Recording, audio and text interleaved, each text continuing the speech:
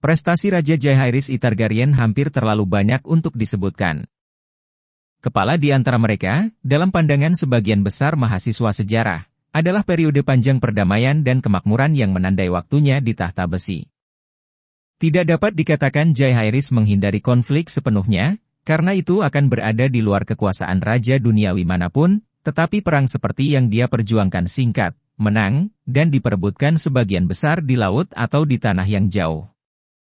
Ini adalah raja miskin yang berperang melawan tuannya sendiri dan meninggalkan kerajaannya sendiri terbakar, berdarah, dan penuh dengan mayat, tulis Septon Bard. Rahmatnya adalah orang yang lebih bijaksana dari itu. Archmaester dapat dan memang berdalih tentang angka-angka, tetapi sebagian besar setuju bahwa populasi Westeros di utara Dorne berlipat ganda selama pemerintahan konsiliator, sementara populasi King's Landing meningkat 4 kali lipat.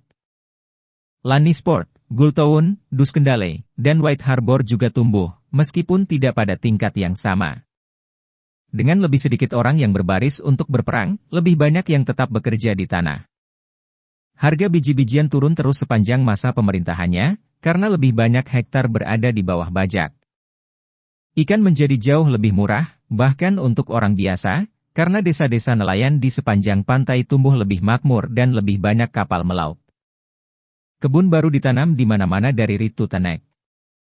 Domba dan kambing menjadi lebih banyak dan wol lebih halus ketika para gembala meningkatkan ukuran kawanan mereka. Perdagangan meningkat 10 kali lipat, meskipun ada perubahan angin, cuaca, dan perang dan gangguan yang ditimbulkannya dari waktu ke waktu. Kerajinan juga berkembang, farrier dan pandai besi, tukang batu, tukang kayu, penggilingan, penyamak kulit, penenun, felters, pencelup, bir, vintner, pandai emas dan perak, tukang roti, tukang daging, dan pembuat keju semua menikmati kemakmuran yang sampai sekarang tidak diketahui di sebelah barat Laut Sempit. Ada, tentu saja, tahun-tahun baik dan tahun-tahun buruk, tetapi benar dikatakan bahwa di bawah Jaehaerys dan ratunya, tahun-tahun baik 2 kali lebih baik daripada tahun-tahun buruk itu buruk. Badai ada, dan angin kencang, dan musim dingin yang pahit, tetapi ketika orang-orang melihat ke belakang hari ini pada pemerintahan konsiliator, mudah untuk salah mengira itu untuk satu musim panas yang hijau dan lembut. Sedikit dari ini akan terlihat jelas bagi Jaehaerys sendiri ketika lonceng King's Landing berbunyi untuk mengantar tahun ke-55 sejak penaklukan Aegon. Luka yang ditinggalkan oleh tahun kejam yang telah berlalu sebelumnya, tahun orang asing, masih terlalu mentah dan raja, ratu, dan dewan sama-sama takut akan apa yang mungkin ada di depan, dengan Putri Aerea dan Balerion masih menghilang dari ken-ken manusia, dan Ratu Rhaena pergi mencari mereka. Setelah mengambil cuti dari istana saudara laki-lakinya, Rhaena Targaryen terbang ke Old Town terlebih dahulu, dengan harapan bahwa putrinya yang bandel mungkin telah mencari saudara kembarnya. Lord Donnell dan High Septon masing-masing menerimanya dengan sopan, tetapi tidak ada yang memiliki bantuan untuk ditawarkan. Sang ratu dapat mengunjungi untuk sementara waktu dengan putrinya Rhaella, sangat mirip namun sangat berbeda dengan saudara kembarnya, dan dapat diharapkan bahwa dia menemukan beberapa balsam untuk rasa sakitnya di sana. Ketika Rhaena menyatakan penyesalannya bahwa dia tidak menjadi ibu yang lebih baik, Rhaella yang pemula memeluknya dan berkata, "Saya memiliki ibu terbaik yang bisa diharapkan oleh anak manapun, ibu di atas, dan Anda harus berterima kasih untuknya." Berangkat dari Old Town, Dreamfi membawa ratu ke utara, pertama ke Highgarden, kemudian ke Crakehall dan Casterly Rock, yang tuannya telah menyambutnya di masa lalu. Tidak pernah ada naga yang terlihat, kecuali miliknya sendiri, bahkan bisikan Putri Aerea pun tidak terdengar. Dari sana Rhaena kembali ke Fair Isle, untuk menghadapi Lord Franklin Farman sekali lagi. Tahun-tahun itu tidak membuat kekuasaannya lebih menyukai ratu, atau lebih bijaksana dalam cara dia memilih untuk berbicara dengannya. "Saya berharap saudara perempuan saya bisa pulang untuk melakukan tugasnya begitu dia melarikan diri dari Anda," kata Lord Franklin, "tetapi kami tidak mendapat kabar tentang dia, atau putri Anda. Saya tidak bisa mengklaim mengenal sang putri, tetapi saya akan mengatakan dia baik menyingkirkan Anda, seperti Fair Isle. Jika dia muncul di sini kita akan mengantarnya pergi, seperti yang kita lakukan pada ibunya." "Kamu tidak mengenal Aerea, itu benar," jawab rahmatnya. Jika dia benar-benar menemukan jalan ke pantai ini, tuanku, Anda mungkin menemukan dia tidak sabar seperti ibunya. Oh, dan saya berharap Anda beruntung jika Anda harus mencoba untuk melihat Black Dryad. Balerion sangat menikmati saudaramu, sekarang dia mungkin menginginkan kursus lain. Setelah Fair Isle, sejarah kehilangan jejak Rhaena Targaryen. Dia tidak akan kembali ke King's Landing atau Dragonstone selama sisa tahun ini, atau menampilkan dirinya di kursi penguasa manapun di 7 kerajaan. Kami memiliki laporan terpisah-pisah tentang Dreamfi yang terlihat sejauh utara Barrowns dan tepi sungai Fiver, dan sejauh selatan pegunungan Merah Dorne dan Ngarai Torrentine. Menghindari kastil dan kota, Rhaena dan naganya sekilas terbang di atas Fingers dan pegunungan bulan, hutan hijau berkabut Cape Wrath, Kepulauan Perisai, dan Punjung. Tapi dia tidak mencari teman manusia. Sebaliknya dia mencari tempat-tempat liar dan sepi, rawa-rawa berangin dan dataran berumput dan rawa-rawa suram, tebing dan lembah gunung. Apakah dia masih berburu untuk beberapa tanda putrinya, atau apakah itu hanya kesendirian yang dia inginkan? Kita tidak akan pernah tahu. Ketidakhadirannya yang lama dari King's Landing adalah untuk kebaikan, namun, karena raja dan dewanya semakin jengkel dengannya. Catatan tentang konfrontasi Rhaena dengan Lord Farman di Fair Isle telah mengejutkan raja dan tuannya. Apakah dia gila, untuk berbicara demikian kepada seorang tuan di aulanya sendiri? Kata Lord Smallwood. Seandainya itu aku akan menjulurkan lidahnya. Raja menjawab, saya harap Anda tidak akan benar-benar sebodoh itu, tuanku. Apapun dia, Rhaena tetap menjadi darah naga, dan saudara perempuanku yang aku cintai. Rahmatnya tidak mempermasalahkan poin Lord Smallwood, perlu dicatat, hanya dengan kata-katanya. Septon Bart mengatakan yang terbaik. Kekuatan Targaryen berasal dari naga mereka, binatang buas menakutkan yang pernah menghancurkan Harrenhal dan menghancurkan 2 raja di lapangan api. Raja Jaehaerys mengetahui hal ini, sama seperti kakeknya Aegon, kekuatan selalu ada, dan dengan itu ancaman. Namun, rahmatnya juga memahami kebenaran yang tidak dimiliki Ratu Rhaena, ancaman ini paling efektif bila dibiarkan tak terucapkan. Para penguasa alam adalah orang-orang yang sombong, dan sedikit yang diperoleh dengan mempermalukan mereka. Seorang raja yang bijaksana akan selalu membiarkan mereka menjaga martabat mereka. Tunjukkan pada mereka seekor naga, Aye. Mereka akan ingat. Bicaralah secara terbuka tentang membakar lorong-lorong mereka, menyombongkan diri tentang bagaimana Anda memberi makan kerabat mereka sendiri kepada naga Anda, dan Anda hanya akan mengobarkan mereka dan membuat hati mereka melawan Anda. Ratu Alysanne berdoa setiap hari untuk keponakannya Aerea dan menyalahkan dirinya sendiri atas pelarian anak itu. Tapi dia lebih menyalahkan adiknya. Jaehaerys, yang telah sedikit memperhatikan Aerea bahkan selama bertahun-tahun dia menjadi pewarisnya, mencaci dirinya sendiri sekarang karena kelalaian itu, tetapi Balrionlah yang paling mengkhawatirkannya, karena dia memahami bahaya binatang buas yang begitu kuat di tangan seorang gadis berusia 13 tahun yang marah. Baik pengembaraan Rhaena Targaryen yang maupun badai gagak yang dikirim Grand Maester Bennifer tidak muncul apapun tentang sang putri atau naga, di luar kebohongan, kesalahan, dan delusi yang biasa. Ketika hari-hari berlalu dan bulan berbalik lagi, Raja mulai takut bahwa keponakannya sudah mati. Balerion adalah binatang buas yang disengaja, dan bukan orang yang bisa dianggap enteng, katanya kepada Dewan. Untuk melompat ke punggungnya, belum pernah terbang sebelumnya, dan membawanya ke atas, bukan untuk terbang di sekitar kastil, tidak, tapi di seberang air. Seperti tidak, dia membuangnya, gadis malang, dan dia sekarang berbaring di dasar laut sempit. Septon Bart tidak setuju. Naga pada dasarnya bukan gelandangan, katanya. Lebih sering daripada tidak, mereka menemukan tempat terlindung, gua atau reruntuhan kastil atau puncak gunung, dan bersarang di sana, pergi berburu dan kemudian kembali.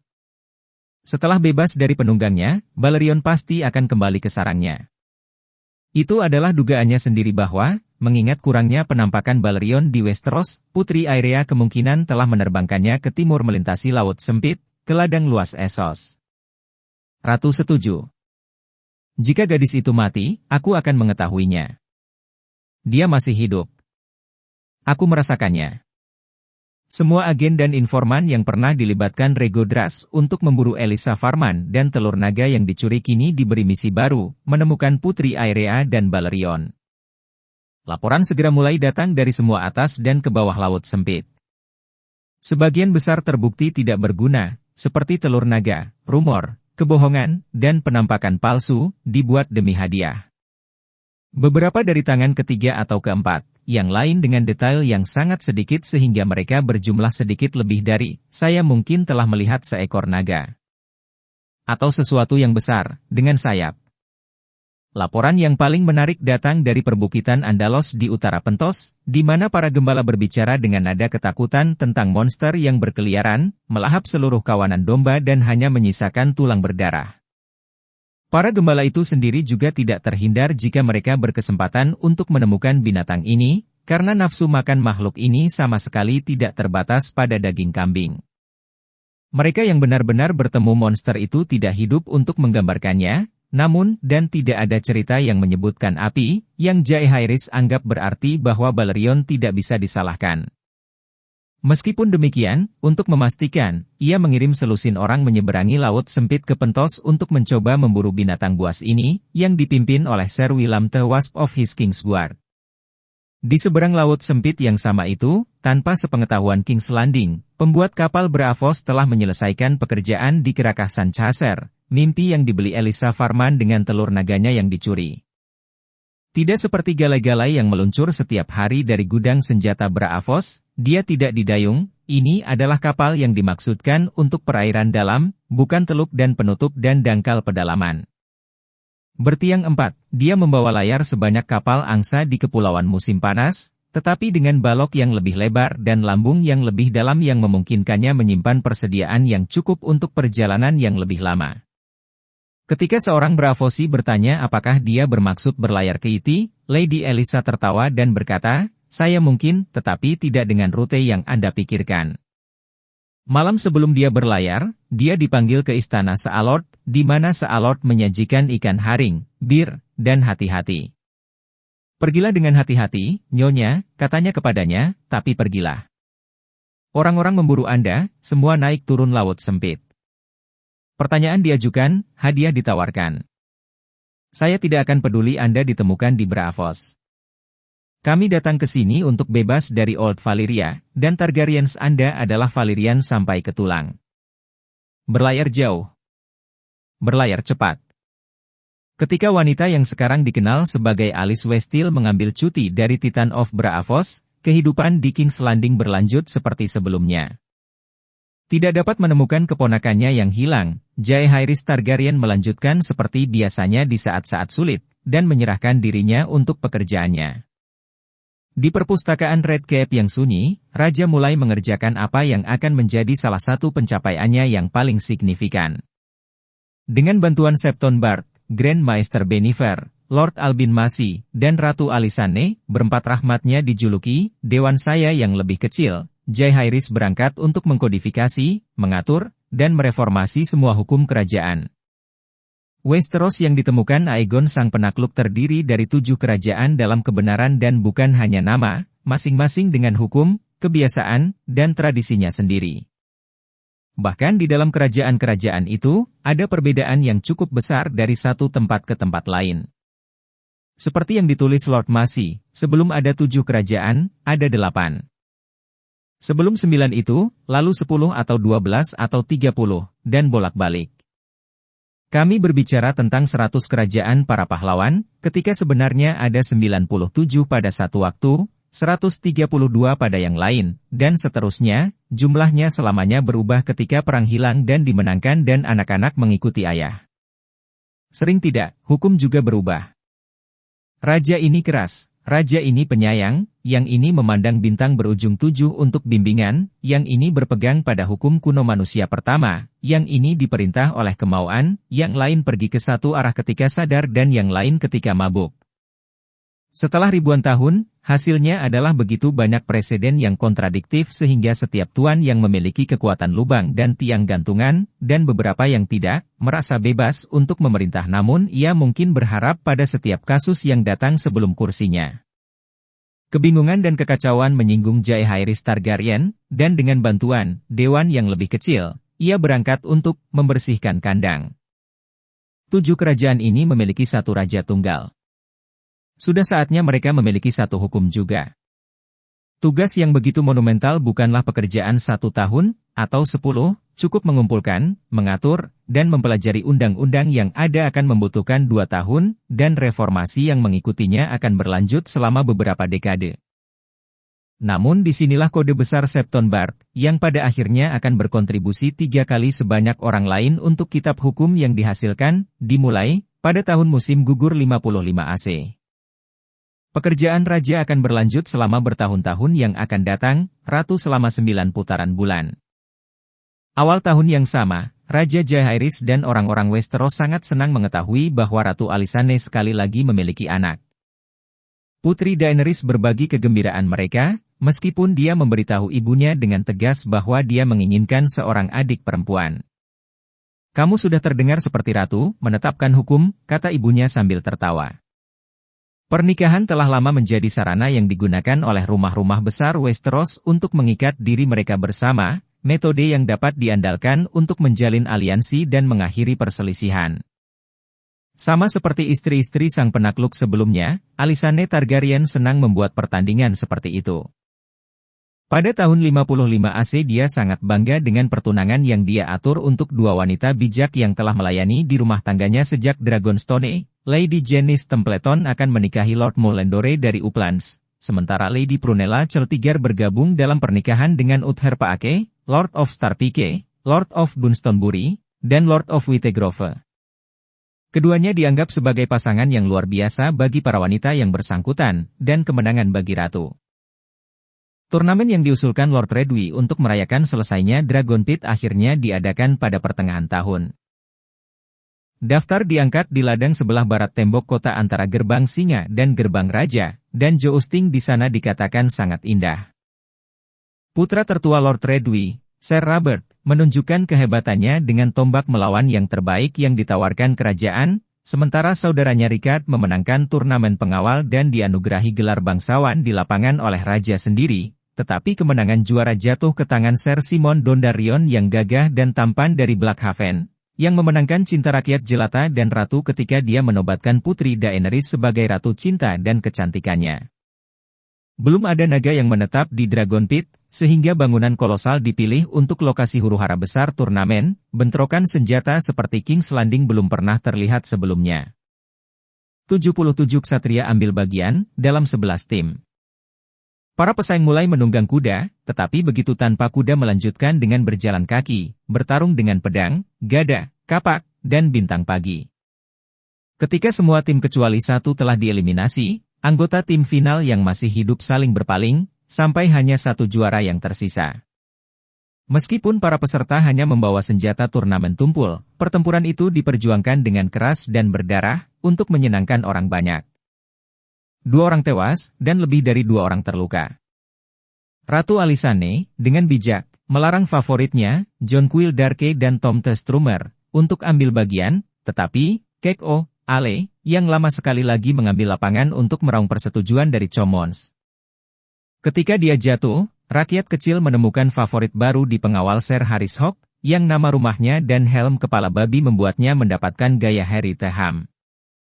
Tokoh-tokoh lain yang bergabung dalam huru-hara termasuk Ser Alyn Bullock, mendiang Dragonstone, saudara-saudara Rogar Baratheon, Ser Boris, Ser Garon, dan Ser Ronald, seorang ksatria lindung nilai terkenal bernama Ser Gulaite Chuning, dan Ser Alastor Rene, juara Westerlands dan Master at Arms di Casterly Rock. Namun, setelah berjam-jam berlumuran darah dan dentang, orang terakhir yang tersisa adalah seorang ksatria muda tegap dari daerah sungai, seekor banteng tirang berbahu lebar bernama Ser Luchamore Strong. Segera setelah turnamen berakhir, Ratu Alysanne meninggalkan King's Landing menuju Dragonstone, di sana untuk menunggu kelahiran anaknya. Kehilangan Pangeran Aegon setelah hanya 3 hari hidup masih sangat membebani Yang Mulia. Alih-alih tunduk pada kerasnya perjalanan atau tuntutan hidup di istana, Ratu mencari ketenangan kursi kuno rumahnya, di mana tugasnya akan sedikit Septa Edith dan Septa Lyra tetap berada di sisi Alysanne, bersama dengan selusin gadis muda segar yang dipilih dari antara 100 yang mendambakan perbedaan melayani sebagai pendamping ratu. Dua keponakan Roger Baratheon termasuk di antara mereka yang sangat dihormati, bersama dengan putri dan saudari Lord Arryn, Vance, Rowan, Royce, dan Dondarrion, dan bahkan seorang wanita dari utara, Mara Manderly, putri Lord Theomore dari White Harbor. Untuk meringankan malam mereka, Rahmat juga membawa orang bodoh favoritnya, Godwive, dengan boneka-bonekanya. Ada beberapa orang di istana yang memiliki keraguan tentang keinginan ratu untuk memindahkan dirinya ke Dragonstone. Pulau itu lembab dan suram pada saat-saat terbaik, dan di musim gugur angin kencang dan badai biasa terjadi. Tragedi baru-baru ini hanya berfungsi untuk menghitamkan reputasi kastil lebih jauh, dan beberapa takut bahwa hantu teman-teman beracun Rhaena Targaryen mungkin menghantui aulanya. Ratu Alysanne menolak kekhawatiran ini sebagai kebodohan. Raja dan saya sangat senang di Dragonstone, katanya kepada orang-orang yang ragu.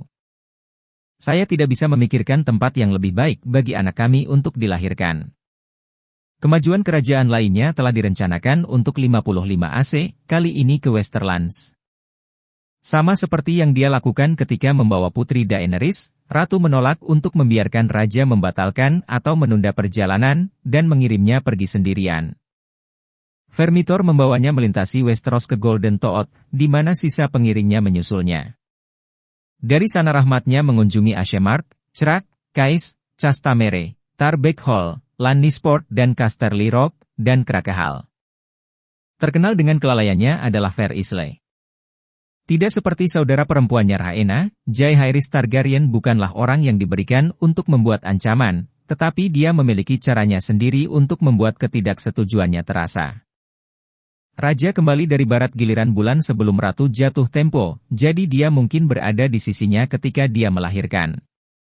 Anak itu datang tepat ketika para maester mengatakan dia akan melakukannya, seorang anak laki-laki, berkaki bersih dan sehat, dengan mata sepucat ungu. Rambutnya, ketika masuk, juga pucat, bersinar seperti emas putih, warna yang langka bahkan di Valyria tua. Jaehaerys menamainya Aemon. Daenerys akan bersilangan denganku, kata Alysanne, sambil meletakkan pangeran di dadanya. Dia paling bersikeras menginginkan seorang saudara perempuan. Jaehaerys tertawa mendengarnya dan berkata, lain kali. Malam itu, atas saran Alysanne, dia meletakkan telur naga di buayan pangeran. Senang dengan berita kelahiran Pangeran Aemon, ribuan rakyat kecil berbaris di jalan-jalan di luar Red Keep ketika Jaehaerys dan Alysanne kembali ke King's Landing giliran bulan kemudian, dengan harapan bisa melihat sekilas pewaris baru Iron Throne. Mendengar nyanyian dan sorak-sorai mereka, Raja akhirnya menaiki benteng gerbang utama kastil dan mengangkat bocah itu di atas kepalanya agar semua orang bisa melihatnya. Kemudian, dikatakan, raungan naik begitu keras sehingga bisa terdengar di seberang laut sempit. Ketika 7 kerajaan merayakannya, kabar sampai ke raja bahwa saudara perempuannya Rhaena telah terlihat lagi, kali ini di Greenstone, kursi kuno House Estermont di pulau dengan nama yang sama, di lepas pantai Cape Wrath. Di sini dia memutuskan untuk berlama-lama untuk sementara waktu. Yang pertama dari favorit Rhaena, sepupunya Larissa Velaryon, telah menikah dengan putra kedua Evan Stark dari Tart, dapat diingat. Meskipun suaminya sudah meninggal, Lady Larissa telah melahirkan seorang putri, yang baru saja menikah dengan Lord Estermont yang sudah tua. Daripada tetap di Tart atau kembali ke Driftmark, janda itu memilih untuk tinggal bersama putrinya di Greenstone setelah pernikahan. Bahwa kehadiran Lady Larissa menarik Rhaena Targaryen ke Estermont tidak dapat diragukan, karena pulau itu sangat kurang pesona, lembab, berangin, dan miskin. Dengan putrinya yang hilang darinya dan teman-teman tersayang dan favoritnya di kuburan, seharusnya tidak mengherankan bahwa Rhaena mencari penghiburan dengan teman masa kecilnya. Akan mengejutkan dan membuat marah, sang ratu mengetahui bahwa mantan favorit lainnya lewat di dekatnya pada saat itu. Setelah berhenti di Pentos untuk mengambil persediaan, Alis Westil dan Sanchasernya telah pergi ke Tyros, dengan hanya bagian tersempit dari laut sempit antara mereka dan Estermont. Jalan berbahaya melalui perairan Stepstones yang dipenuhi bajak laut terbentang di depan, dan Lady Alice menyewa panah otomatis dan menjual pedang untuk melihatnya dengan aman melalui selat ke perairan terbuka, seperti yang dilakukan banyak kapten yang bijaksana. Para dewa di Caprice mereka memilih untuk menjaga Ratu Rhaena dan pengkhianatnya tidak tahu satu sama lain, bagaimanapun, dan Sang Chaser melewati Stepstones tanpa insiden. Alice Westhill melepaskan sewaannya di Elias, mengambil air tawar dan perbekalan sebelum berbelok ke barat dan berlayar ke Old Town. Musim dingin datang ke Westeros pada tahun 56 AC, dan dengan itu berita suram keluar dari Essos. Orang-orang yang dikirim Raja Jaehaerys untuk menyelidiki binatang besar yang berkeliaran di perbukitan utara Pentos semuanya mati. Komandan mereka, Ser Willam the Wasp, telah melibatkan seorang pemandu di Pentos, seorang penduduk setempat yang mengaku tahu di mana monster itu mengintai. Sebaliknya, dia telah membawa mereka ke dalam perangkap, dan di suatu tempat di Bukit Beludru Andalos, Ser Willam dan anak buahnya telah diserang oleh perampok. Meskipun mereka telah memberikan laporan yang baik tentang diri mereka sendiri, angka-angka itu menentang mereka, dan pada akhirnya mereka kewalahan dan terbunuh. Ser Willam adalah yang terakhir jatuh, katanya. Kepalanya telah dikembalikan ke salah satu agen Lord Rhaego di Pentos. Tidak ada monster, Septon Bart menyimpulkan setelah mendengar kisah sedih itu, hanya pria yang mencuri domba, dan menceritakan kisah untuk menakut-nakuti pria lain. Miles Malwood, tangan raja, mendesak raja untuk menghukum Pentos atas kemarahan itu, tetapi Jaehaerys tidak mau berperang melawan seluruh kota atas kejahatan beberapa penjahat. Jadi masalah itu dihentikan, dan nasib Ser Willam Sitawon tertulis di buku putih Kingsguard. Untuk mengisi tempatnya, Jaehaerys memberikan jubah putih kepada Ser Luchamore Strong, pemenang huru-hara besar di Dragon Pit. Lebih banyak berita segera datang dari agen Lord Rhaego di seberang air. Satu laporan berbicara tentang seekor naga yang ditampilkan di lubang pertempuran Astapor di Slavers's Bay. Seekor binatang buas dengan sayap yang dicukur para budak melawan banteng, beruang gua, dan kawanan budak manusia yang dipersenjatai dengan tombak dan kapak, sementara ribuan meraung dan berteriak. Septon Bart langsung menolak akun itu. Seekor waif, tidak diragukan lagi, katanya. Para waif Sotorios sering diambil untuk naga oleh orang-orang yang belum pernah melihat naga. Yang jauh lebih menarik bagi raja dan dewan adalah api besar yang melanda tanah sengketa 2 minggu yang lalu. Dikipasi oleh angin kencang dan diberi makan oleh rumput kering, kobaran api telah berkobar selama 3 hari 3 malam, menelan setengah lusin desa dan satu perusahaan bebas, para petualang, yang menemukan diri mereka terjebak di antara api yang menyala dan tuan rumah Tiroshi di bawah komando Archon sendiri. Sebagian besar telah memilih untuk mati di atas tombak Tiroshi daripada dibakar hidup-hidup. Tidak seorang pun dari mereka yang selamat. Sumber api tetap menjadi misteri. Seekor naga, Ser Miles Malwood menyatakan. Apalagi yang bisa? Rhaego Dras tetap tidak yakin.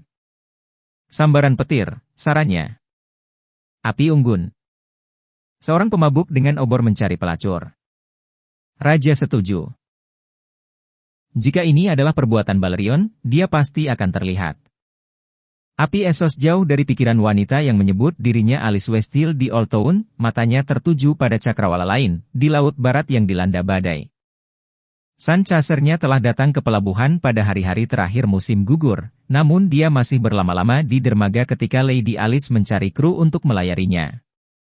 Dia mengusulkan untuk melakukan apa yang hanya segelintir pelaut paling berani yang pernah berani mencoba sebelumnya, untuk berlayar melampaui matahari terbenam untuk mencari tanah yang tak terbayangkan, dan dia tidak ingin pria di atas kapal yang mungkin kehilangan hati, bangkit melawannya, dan memaksanya untuk kembali. Dia membutuhkan pria yang berbagi mimpinya, dan itu tidak mudah ditemukan, bahkan di Old Town. Kemudian seperti sekarang, orang-orang kecil yang bodoh dan pelaut tahayul berpegang teguh pada keyakinan bahwa dunia itu datar dan berakhir di suatu tempat yang jauh di barat. Beberapa berbicara tentang dinding api dan laut yang mendidih, beberapa kabut hitam yang berlangsung selamanya, beberapa gerbang neraka. Pria yang lebih bijaksana tahu lebih baik. Matahari dan bulan adalah bola, seperti yang bisa dilihat oleh siapapun yang memiliki mata. Alasan menyarankan bahwa dunia harus menjadi bola juga, dan berabad-abad studi telah meyakinkan para arkeoster konklav tidak ada keraguan tentang itu. Para penguasa naga dari hak milik Valyria telah mempercayai hal yang sama, seperti yang dilakukan oleh orang-orang bijak dari banyak negeri yang jauh, dari Kart ke Yiti ke Pulau Leng. Kesepakatan yang sama tidak ada sehubungan dengan ukuran dunia. Bahkan di antara Archmaester Benteng, ada pembagian mendalam tentang pertanyaan itu. Beberapa percaya laut matahari terbenam begitu luas sehingga tidak ada orang yang bisa berharap untuk menyeberanginya. Yang lain berpendapat itu mungkin tidak lebih luas dari laut musim panas di mana ia membentang dari Arbor ke Great Morak, jarak yang sangat jauh, tentu saja, tetapi jarak yang mungkin diharapkan oleh seorang kapten yang berani untuk menavigasi dengan kapal yang tepat. Rute barat ke Sutra dan rempah-rempah Yiti dan Leng bisa berarti kekayaan yang tak terhitung bagi orang yang menemukannya, jika lingkup dunia sekecil yang disarankan orang-orang bijak ini. Alice Westhill tidak percaya itu. Tulisan-tulisan kecil yang ditinggalkannya menunjukkan bahwa bahkan sebagai seorang anak, Elisa Farman yakin dunia, jauh lebih besar dan jauh lebih aneh daripada yang dibayangkan para maester. Bukan untuknya impian pedagang untuk mencapai Ultos dan Asyai dengan berlayar ke barat. Miliknya adalah visi yang lebih berani. Antara Westeros dan pantai timur jauh Essos dan Ultos, dia percaya, terbentang daratan dan lautan lain yang menunggu untuk ditemukan, Essos lain, Sotorios lain, Westeros lain. Mimpi-mimpinya penuh dengan sungai-sungai yang terik dan dataran berangin dan gunung-gunung yang menjulang tinggi dengan bahu mereka di awan, pulau-pulau hijau yang menghijau di bawah sinar matahari, tentang binatang buas aneh yang belum pernah dijinakkan manusia dan buah-buahan aneh yang belum pernah dicicipi manusia, tentang kota-kota emas yang bersinar di bawah bintang-bintang aneh. Dia bukan orang pertama yang memimpikan mimpi ini. Ribuan tahun sebelum penaklukan, ketika raja-raja musim dingin masih memerintah di utara, Brandon T. Sipurik telah membangun seluruh armada kapal untuk menyeberangi laut matahari terbenam. Dia membawa mereka ke barat sendiri, tidak pernah kembali. Putra dan ahli warisnya, Brandon yang lain, membakar pekarangan tempat mereka dibangun, dan dikenal sebagai Brandon T. Burner selamanya. 1000 tahun kemudian, orang-orang besi yang berlayar keluar dari Great WK terlempar keluar jalur ke sekelompok pulau berbatu 8 hari berlayar ke barat laut dari pantai yang diketahui. Kapten mereka membangun sebuah menara dan mercusuar di sana, mengambil nama Farwin, dan menyebut kursinya Lonely Light. Keturunannya masih tinggal di sana, berpegangan pada batu di mana anjing laut melebihi jumlah pria 50:1. Bahkan tukang besi lainnya menganggap Farwin gila, beberapa menamai mereka Selkias. Brandon T. Sipurik dan Ironborn yang datang setelahnya telah mengarungi lautan utara, di mana Krakens mengerikan, naga laut, dan Leviathan seukuran pulau berenang melalui perairan abu-abu dingin, dan kabut beku menyembunyikan gunung mengambang yang terbuat dari es. Alice Westhill tidak berniat untuk berlayar di belakang mereka. Dia akan mengarungi San Chasernya di jalur yang lebih selatan, mencari perairan biru yang hangat dan angin kencang yang dia yakini akan membawanya melintasi laut matahari terbenam. Tapi pertama-tama dia harus memiliki kru. Beberapa pria menertawakannya, sementara yang lain memanggilnya gila, atau mengutuknya ke wajahnya. Binatang aneh, aye, kata seorang kapten saingan kepadanya, dan seperti tidak, kamu akan berakhir di perut salah satunya. Namun, sebagian besar emas yang telah dibayarkan sealord untuk telur naganya yang dicuri disimpan dengan aman di brankas Iron Bank of Braavos, dan dengan kekayaan seperti itu di belakangnya, Lady Alice mampu menggoda para pelaut dengan membayar 3 kali upah yang bisa ditawarkan kapten lain. Perlahan dia mulai mengumpulkan tangan yang bersedia. Tak pelak, kabar usahanya menjadi perhatian Lord of the Hightower. Cucu Lord Donnell, Eustace dan Norman, keduanya mencatat pelaut dengan hak mereka sendiri, dikirim untuk menanyainya, dan bertepuk tangan padanya dengan belenggu jika mereka merasa itu bijaksana. Sebaliknya kedua pria itu menandatangani kontrak dengannya, menjanjikan kapal dan kru mereka sendiri untuk misinya. Setelah itu, para pelaut memanjat satu sama lain dengan tergesa-gesa untuk bergabung dengan krunya. Jika menara tinggi pergi, ada keberuntungan yang bisa didapat. The Sun Chaser berangkat dari Old Town pada hari ke-23 bulan ke-356 AC, berjalan turun Whispering Sound ke laut lepas bersama dengan bulan musim gugur Sir Norman Hightower dan Lady Meredith Sir Eustace Hightower. Kepergian mereka datang tidak sehari terlalu cepat, untuk kabar tentang Alice Westhill dan pencariannya yang putus asa untuk kru akhirnya mencapai King's Landing. Raja Jaehaerys melihat nama palsu Lady Elisa sekaligus, dan segera mengirim gagak ke Lord Donnell di Old Town, memerintahkannya untuk membawa wanita ini ke tahanan dan menyerahkannya ke Red Keep untuk diinterogasi. Burung-burung datang terlambat, namun, atau mayhaps, seperti yang disarankan beberapa orang bahkan sampai hari ini, Donnell the Delaware ditunda lagi. Tidak mau mengambil risiko kemarahan raja, tuannya mengirim selusin kapal tercepatnya sendiri untuk mengejar Alice Westhill dan cucu-cucunya, tetapi satu persatu mereka berjalan kembali ke pelabuhan, dikalahkan. Laut sangat luas dan kapal-kapal kecil, dan tidak ada kapal Lord Donnell yang bisa menandingi San Chaser untuk kecepatan ketika angin bertiup di layarnya. Ketika berita pelariannya sampai ke Red Keep, Raja merenung panjang dan keras untuk mengejar Elisa Farman sendiri. Tidak ada kapal yang bisa berlayar secepat naga terbang, dia beralasan, mayhaps Vermithor bisa menemukannya di mana kapal Lord Hightower tidak bisa. Namun, gagasan itu membuat Ratu Alysanne ketakutan. Bahkan naga tidak bisa tetap tinggi selamanya, katanya, dan peta seperti yang ada di Laut Matahari Terbenam tidak menunjukkan pulau atau batu untuk beristirahat. Grand Maester Bennifer dan Septon Bart setuju, dan melawan oposisi mereka, rahmatnya dengan enggan mengesampingkan gagasan itu. Hari ke-13 bulan ke-4 56 AC fajar dingin dan kelabu, dengan angin kencang bertiup dari timur. Catatan pengadilan memberitahu kita bahwa Jaehaerys Targaryen berbuka puasa dengan utusan Bank Besi Braavos, yang datang untuk mengumpulkan pembayaran tahunan atas pinjaman mahkota. Itu adalah pertemuan yang kontroversial. Elisa Farman masih sangat memikirkan raja, dan dia memiliki pengetahuan tertentu bahwa San Chaser-nya telah dibangun di Braavos. Rahmatnya menuntut untuk mengetahui apakah Ban Besi telah membiayai pembangunan kapal, dan apakah mereka memiliki pengetahuan tentang telur naga yang dicuri. Bankir, pada bagiannya, menyangkal semuanya. Di tempat lain di Red Keep, Ratu Alysanne menghabiskan pagi hari bersama anak-anaknya. Putri Daenerys akhirnya bersikap hangat kepada kakaknya, Aemon, meskipun dia masih menginginkan seorang adik perempuan. Septon Bart berada di perpustakaan, Grand Maester Bennifer di Rokerinya. Di seberang kota, Lord Corbray sedang memeriksa orang-orang dari barak timur City Watch, sementara Rego Dras menghibur seorang wanita muda dengan kebajikan yang bisa dinegosiasikan di mansenya di bawah Dragon Pit. Mereka semua akan lama mengingat apa yang mereka lakukan ketika mereka mendengar ledakan klakson berdering di udara pagi. Suara itu mengalir di tulang punggungku seperti pisau dingin, kata Ratu kemudian, meskipun aku tidak bisa mengatakan mengapa.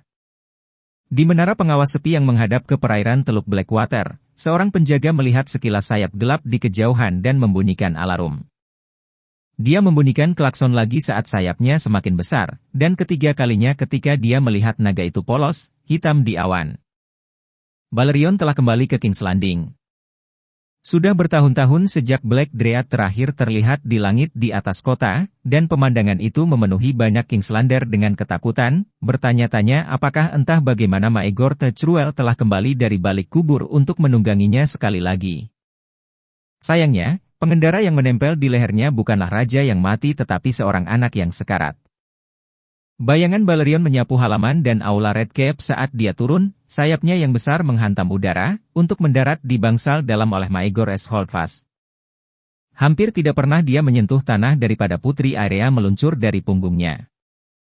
Bahkan mereka yang paling mengenalnya selama bertahun-tahun di pengadilan jarang mengenali gadis itu. Dia cukup dekat untuk telanjang sehingga tidak masalah, pakaiannya tidak lebih dari kain dan compang-camping yang menempel di lengan dan kakinya. Rambutnya kusut dan kusut, anggota tubuhnya setipis tongkat. "Tolong!" teriaknya kepada para ksatria dan pengawal dan melayani orang-orang yang telah melihatnya turun. Kemudian, ketika mereka bergegas ke arahnya, dia berkata, "Saya tidak pernah," dan pingsan. Ser Lucamore Strong berada di posnya di jembatan melintasi parit kering di sekitar Maegor S. Holdfast. Menyingkirkan penonton lainnya, dia mengangkat sang putri dalam pelukannya dan membawanya melintasi kastil ke Grand Maester Bennifer. Kemudian dia akan memberitahu siapa saja yang mau mendengarkan bahwa gadis itu memerah dan terbakar demam, kulitnya sangat panas sehingga dia bisa merasakannya bahkan melalui skala enamel baju besinya. Dia memiliki darah di matanya juga, satria itu mengklaim, dan ada sesuatu di dalam dirinya, sesuatu yang bergerak yang membuatnya bergidik dan berputar di lenganku. Dia tidak menceritakan kisah-kisah ini lama. Keesokan harinya, Raja Jaihairis memanggilnya dan memerintahkannya untuk tidak berbicara lagi tentang sang putri. Raja dan Ratu dikirim sekaligus, tetapi ketika mereka sampai di kamar Maester, Bennifer menolak mereka masuk. Anda tidak ingin melihatnya seperti ini, katanya kepada mereka, dan saya akan lalai jika saya mengizinkan Anda lebih dekat. Penjaga ditempatkan di pintu untuk menjauhkan pelayan juga. Hanya Septon Bart yang diterima, untuk mengelola ritus untuk orang yang sekarat. Bennifer melakukan apa yang dia bisa untuk putri yang tertimpa musibah, memberinya susu opium dan merendamnya dalam bak es untuk menurunkan demamnya, tetapi usahanya tidak berhasil. Sementara ratusan orang memadati Sept Red Keep untuk berdoa baginya, Jaihairis dan Alysanne terus berjaga-jaga di luar pintu Maester. Matahari telah terbenam dan jam kelelawar sudah dekat ketika Bart muncul untuk mengumumkan bahwa Aerea Targaryen sudah mati. Sang putri dikirim ke api keesokan harinya saat matahari terbit, tubuhnya terbungkus linen putih halus dari ujung kepala sampai ujung kaki. Grand Maester Bennifer, yang telah mempersiapkannya untuk pembakaran kayu pemakaman, tampak setengah mati sendiri, Lord Redwy menceritakan kepada putra-putranya.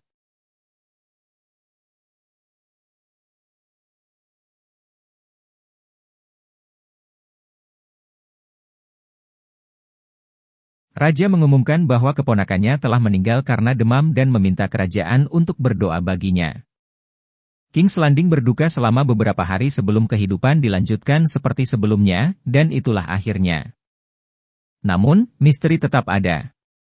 Bahkan sekarang, berabad-abad kemudian, kita tidak lebih dekat untuk mengetahui kebenaran. Lebih dari 40 orang telah melayani Iron Throne sebagai Grand Maester. Jurnal, surat, buku rekening, memoar, dan kalender pengadilan mereka adalah satu-satunya catatan terbaik kami tentang peristiwa-peristiwa yang mereka saksikan, tetapi tidak semuanya sama rajinnya.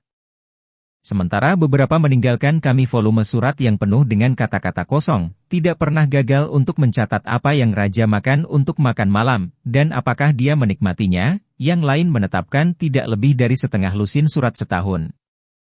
Dalam hal ini Bennifer berada di urutan teratas, dan surat-surat serta jurnalnya memberi kita laporan terperinci tentang semua yang dilihat, dilakukan, dan disaksikan saat melayani Raja Jaihairis dan pamannya Maegor sebelum dia. Namun dalam semua tulisan Bennifer tidak ada satu kata pun yang dapat ditemukan mengenai kembalinya Aerea Targaryen dan naga curiannya ke King's Landing, atau kematian sang putri muda. Untungnya, Septon Bart tidak begitu pendiam, dan itu untuk akunnya sendiri kita sekarang harus berpaling. Bart menulis, sudah 3 hari sejak sang putri meninggal, dan saya belum tidur. Saya tidak tahu bahwa saya akan pernah tidur lagi. Sang ibu penyayang, aku selalu percaya, dan Bapa di atas menghakimi setiap orang dengan adil. Tetapi tidak ada belas kasihan dan tidak ada keadilan dalam apa yang menimpa putri kami yang malang. Bagaimana para dewa bisa begitu buta atau begitu tidak peduli untuk mengizinkan kengerian seperti itu? Atau mungkinkah ada dewa-dewa lain di alam semesta ini, dewa-dewa jahat yang mengerikan seperti para pendeta Red Earlor berkhotbah melawan, yang melawan kejahatannya raja-raja manusia dan dewa-dewa manusia tidak ada apa-apanya kecuali lalat? Entahlah. Saya tidak ingin tahu. Jika ini membuat saya menjadi Septon yang tidak setia, biarlah.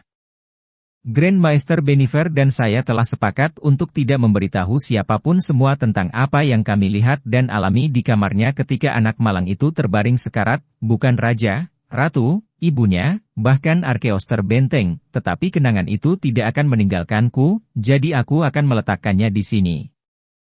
Mayhaps pada saat mereka ditemukan dan dibaca, manusia akan mendapatkan pemahaman yang lebih baik tentang kejahatan semacam itu.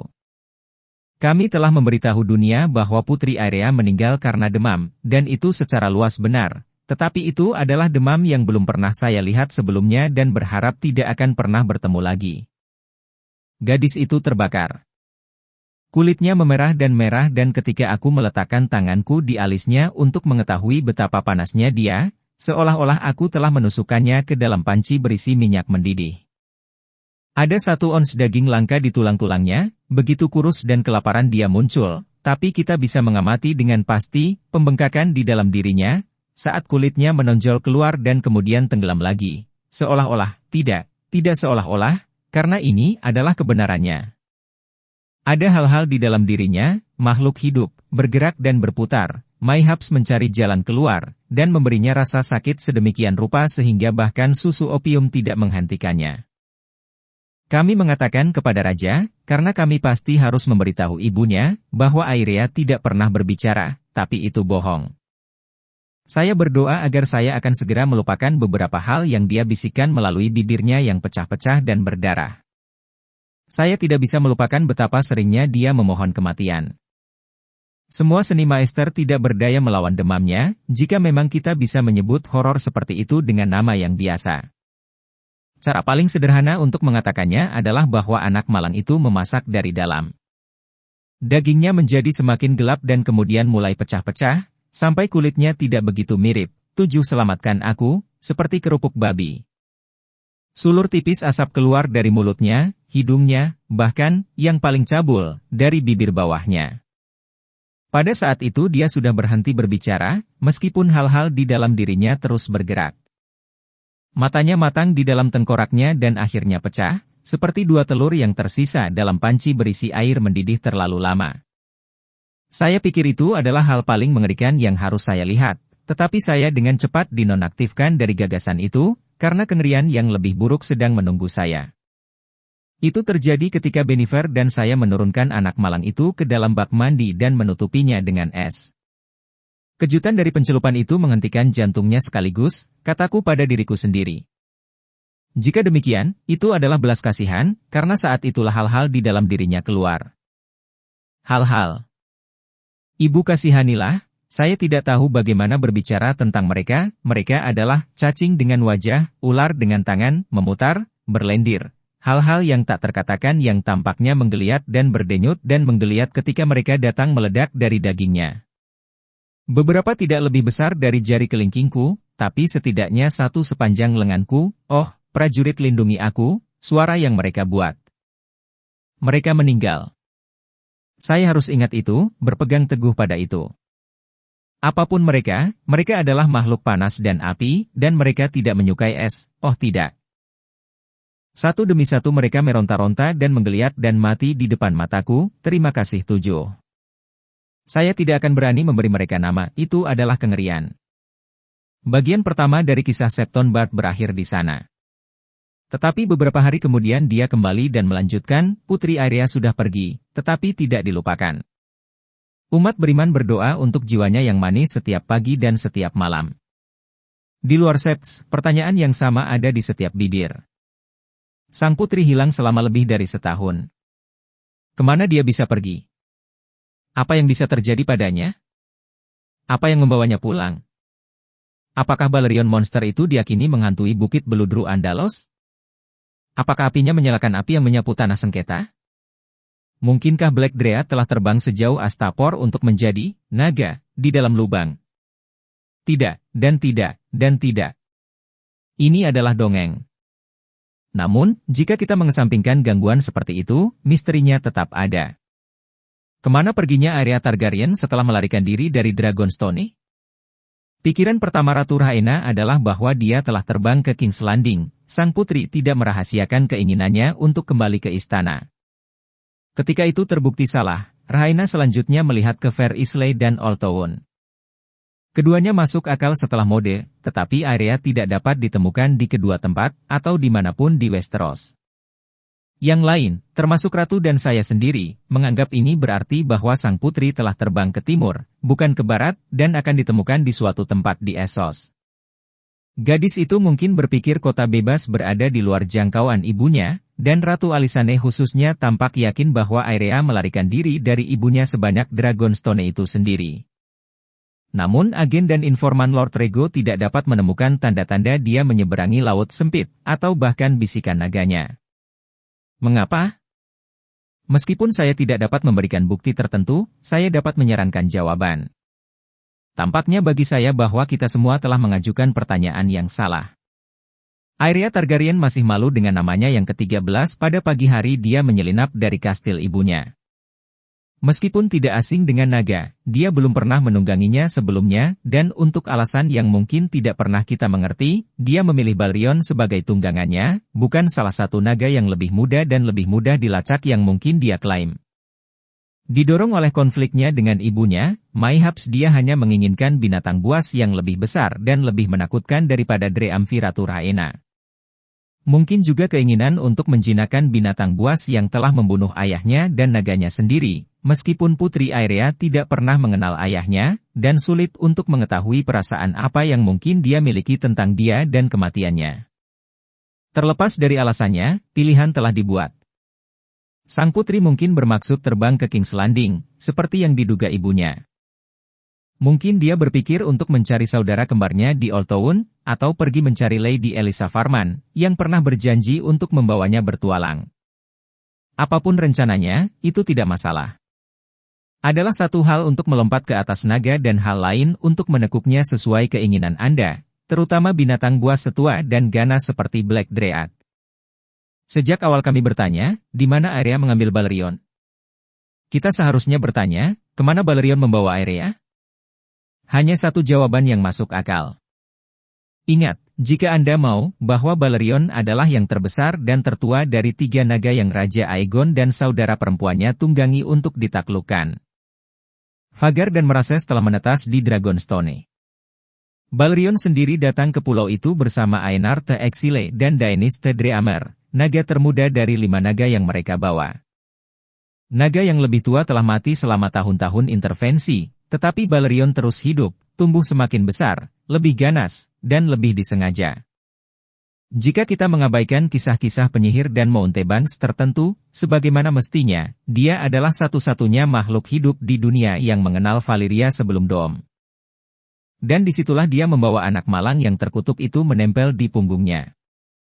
Jika dia pergi dengan sukarela, saya akan sangat terkejut, tetapi dia tidak memiliki pengetahuan maupun kekuatan keinginan untuk mengubahnya. Apa yang menimpanya di Valyria, aku tidak bisa menduga. Menilai dari kondisi di mana dia kembali kepada kami, aku bahkan tidak peduli untuk merenungkannya. Valyrians lebih dari Dragon Lords. Mereka berlatih sihir darah dan ilmu hitam lainnya juga, menggali jauh ke dalam bumi untuk rahasia terbaik yang dibiarkan terkubur dan memutar daging binatang buas dan manusia untuk membuat chimera yang mengerikan dan tidak alami. Untuk dosa-dosa ini para dewa dalam murka mereka memukul mereka. Valyria terkutuk, semua orang setuju, dan bahkan pelaut paling berani pun menghindari tulang-tulangnya yang berasap. Tetapi kita akan keliru untuk percaya bahwa tidak ada yang tinggal di sana sekarang. Hal-hal yang kami temukan di dalam Aeria Targaryen tinggal di sana sekarang, saya akan menyerahkan, bersama dengan kengerian lain yang bahkan tidak bisa kita bayangkan. Saya telah menulis di sini panjang lebar tentang bagaimana sang putri meninggal, tetapi ada sesuatu yang lain. Sesuatu yang bahkan lebih menakutkan, yang perlu disebutkan, Balerion juga terluka. Binatang besar itu, Black Dread, naga paling menakutkan yang pernah melayang di langit Westeros, kembali ke King's Landing dengan bekas luka setengah sembuh yang tidak pernah dilihat siapapun sebelumnya, dan sewa bergerigi di sisi kirinya hampir 9 kaki panjangnya, luka merah menganga dari mana darahnya masih menetes, panas dan berasap. Para penguasa Westeros adalah orang-orang yang sombong, dan Septon Iman dan para maester benteng dengan cara mereka sendiri masih lebih bangga, tetapi ada banyak dan lebih banyak sifat dunia yang tidak kita pahami, dan mungkin tidak akan pernah kita pahami. Mayhaps itu adalah rahmat. Bapa membuat manusia penasaran, ada yang mengatakan untuk menguji iman kita. Adalah dosa saya sendiri bahwa setiap kali saya menemukan sebuah pintu, saya harus perlu melihat apa yang ada di sisi yang lebih jauh, tetapi pintu-pintu tertentu sebaiknya dibiarkan tidak dibuka. Aeria Targaryen melewati pintu seperti itu. Akun Septon Bart berakhir di sana. Dia tidak akan pernah lagi menyentuh nasib Putri Aeria dalam tulisannya, dan bahkan kata-kata ini akan disegel di antara surat-surat rahasianya, untuk tetap tidak ditemukan selama hampir 100 tahun. Namun, kengerian yang dia saksikan memiliki pengaruh besar pada Septon itu, menggerakkan rasa lapar akan pengetahuan yang dia sebut, dosa abadi saya sendiri. Setelah ini Bart memulai penelitian dan penyelidikan yang pada akhirnya akan membawanya untuk menulis Dragons, WRMS, and Wife, Their Unnatural History, sebuah volume yang akan dikutuk oleh Benteng sebagai provokatif tetapi tidak sehat, dan bahwa Baelor the Blessed akan memerintahkan penghapusan dan penghancuran. Kemungkinan Septon Bart juga mendiskusikan kecurigaannya dengan Raja. Meskipun masalah ini tidak pernah datang sebelum Dewan Kecil, kemudian pada tahun yang sama Jaehaerys mengeluarkan dekrit kerajaan yang melarang setiap kapal yang dicurigai telah mengunjungi pulau-pulau Valyria atau berlayar laut merokok dari mendarat di pelabuhan atau pelabuhan di 7 kerajaan. Rakyat raja sendiri juga dilarang mengunjungi Valyria, di bawah rasa sakit kematian. Tidak lama kemudian Balerion menjadi naga Targaryen pertama yang ditempatkan di Dragon Pit. Terowongannya yang panjang berlapis bata, tenggelam jauh ke dalam lereng bukit, telah dibuat sesuai dengan cara gua, dan 5 kali lebih besar dari sarang di Dragonstone. 3 naga muda segera bergabung dengan Black Dryad di bawah Bukit Rhaenys, sementara Vermithor dan Silverwing tetap di Red Keep, dekat dengan pengendara mereka. Untuk memastikan tidak akan ada pengulangan pelarian Putri Aerea di Balerion, Raja memutuskan bahwa semua naga harus dijaga siang dan malam, dimanapun mereka berada. Sebuah tatanan penjaga baru diciptakan untuk tujuan ini, Dragon Keepers, 77 kuat dan mengenakan baju besi hitam berkilau, helm mereka jambul oleh deretan sisik naga yang berlanjut, berkurang, di punggung mereka. Sedikit dan kurang perlu dikatakan tentang kembalinya Rhaena Targaryen dari Estermont setelah kematian putrinya. Pada saat gagak mencapai rahmatnya di Greystones, sang putri sudah meninggal dan dibakar. Hanya abu dan tulang yang tersisa untuk ibunya ketika Dreamfi mengirimnya ke Red Keep. Sepertinya saya ditakdirkan untuk selalu datang terlambat, katanya.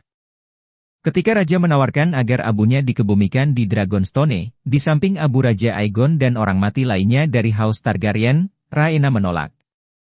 Dia membenci Dragonstone, dia mengingatkan rahmatnya. Dia ingin terbang. Dan dengan mengatakan itu, dia mengambil abu anaknya tinggi-tinggi ke langit di Dreamfi, dan menyebarkannya ke angin. Itu adalah waktu yang melankolis. Dragonstone masih miliknya jika dia menginginkannya. Jaehaerys memberitahu saudara perempuannya, tetapi Rhaena juga menolaknya. Tidak ada apa-apa di sana untukku sekarang selain kesedihan dan hantu. Ketika Alysanne bertanya apakah dia akan kembali ke Greystones, Rhaena menggelengkan kepalanya. Ada hantu di sana juga. Hantu yang lebih baik, tapi tidak kalah sedihnya.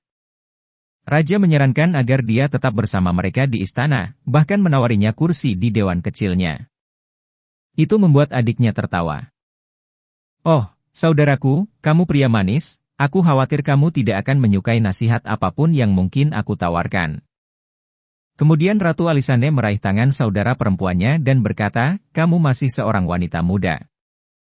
Jika Anda suka, kami dapat menemukan tuan yang baik dan lembut yang akan menghargai Anda seperti kami.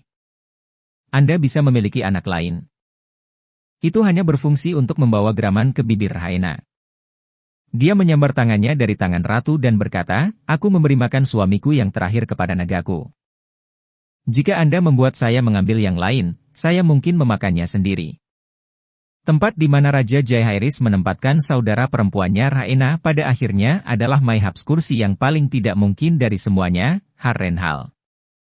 Menara Jordan, salah satu penguasa terakhir yang tetap setia kepada Maegor the Cruel, telah meninggal karena sesak dada, dan kehancuran besar Black Harren telah diteruskan ke putra terakhirnya yang masih hidup, dinamai Mendiang Raja. Semua kakak laki-lakinya tewas dalam perang Raja Maegor. Menara Maegor adalah yang terakhir dari garis keturunannya, dan sakit-sakitan dan miskin juga. Di sebuah kastil yang dibangun untuk menampung ribuan orang, Towers tinggal sendirian tetapi untuk seorang juru masak dan 3 pria tua seperjuangan. Kastil ini memiliki 5 menara kolosal, Raja menunjukkan, dan bocah menara menempati bagian dari 1. Anda dapat memiliki 4 lainnya. Rhaena terhibur dengan itu. 1 sudah cukup, saya yakin. Saya memiliki rumah tangga yang lebih kecil daripada dia. Ketika Alysanne mengingatkannya bahwa Harrenhal juga dikatakan memiliki hantu, Rhaena mengangkat bahu. Mereka bukan hantuku. Mereka tidak akan menggangguku. Dan dengan demikian terjadilah bahwa Rhaena Targaryen, putri dari satu raja, istri dari dua orang, saudara perempuan dari yang ketiga, menghabiskan tahun-tahun terakhir hidupnya di menara janda Harrenhal yang tepat. Sementara di seberang halaman kastil seorang pemuda sakit-sakitan dinamai raja yang telah membunuh ayah dari anak-anaknya memelihara rumah tangganya sendiri di menara ketakutan. Anehnya, kita diberitahu, pada waktunya Rhaena dan Maegor Towers datang untuk menjalin persahabatan. Setelah kematiannya pada tahun 61 AC, Rhaena membawa pelayannya ke rumah tangganya sendiri dan terus memelihara mereka sampai kematiannya sendiri. Rhaena Targaryen meninggal pada tahun 73 AC, pada usia 50 tahun. Setelah kematian putrinya Aerea, dia tidak pernah lagi mengunjungi King's Landing atau Dragonstone, atau memainkan peran apapun dalam pemerintahan kerajaan, meskipun dia terbang ke Old Town setahun sekali untuk mengunjungi putrinya yang tersisa, Rhaella, Septa di Star Recept. Rambutnya yang terbuat dari emas dan perak memutih sebelum akhir, dan rakyat kecil di daerah sungai takut padanya sebagai penyihir. Para pelancong yang muncul di gerbang Harrenhal dengan harapan keramahan diberi roti dan garam dan hak istimewa untuk berlindung semalam selama tahun-tahun itu, tetapi bukan kehormatan perusahaan ratu. Mereka yang beruntung berbicara tentang melihatnya sekilas di benteng kastil, atau melihatnya datang dan pergi dengan naganya, karena Rhaena terus mengendarai Dreamfi sampai akhir, seperti yang dia lakukan di awal. Ketika dia meninggal, Raja Jaehaerys menahbiskan bahwa dia dibakar di Harrenhal dan abunya dimakamkan di sana.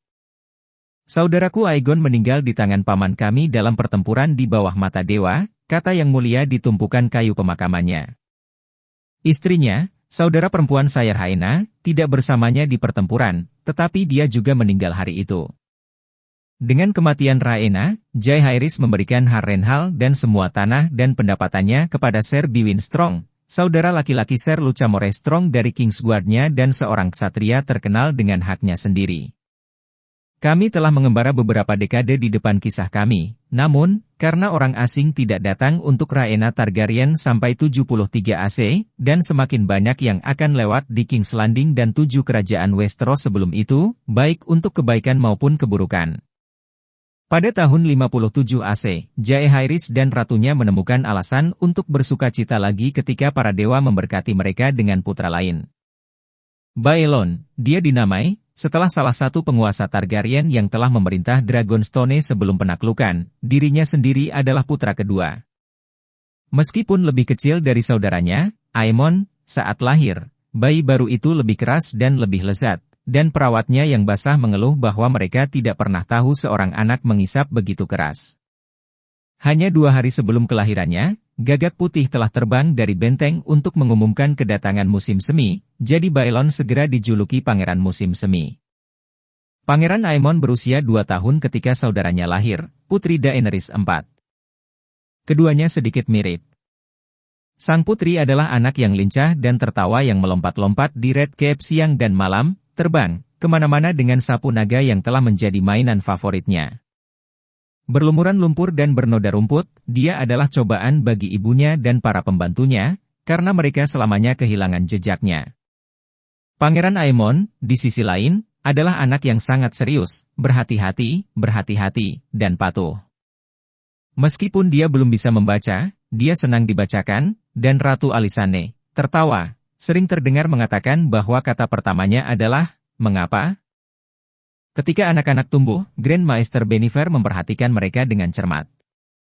Luka-luka yang ditinggalkan oleh permusuhan antara putra-putra sang penakluk, Aenys dan Maegor, masih segar dalam pikiran banyak bangsawan yang lebih tua, dan Bennifer khawatir kalau kedua anak laki-laki ini juga saling berpaling untuk memandikan dunia dengan darah. Dia tidak perlu khawatir.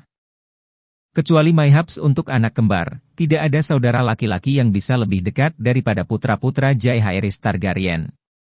Begitu dia cukup dewasa untuk berjalan, Baelon mengikuti saudaranya, Aemon, kemana-mana, dan mencoba yang terbaik untuk menirunya dalam segala hal yang dia lakukan. Ketika Aemon diberi pedang kayu pertamanya untuk memulai pelatihan senjatanya, Baelon dinilai terlalu muda untuk bergabung dengannya, tetapi itu tidak menghentikannya.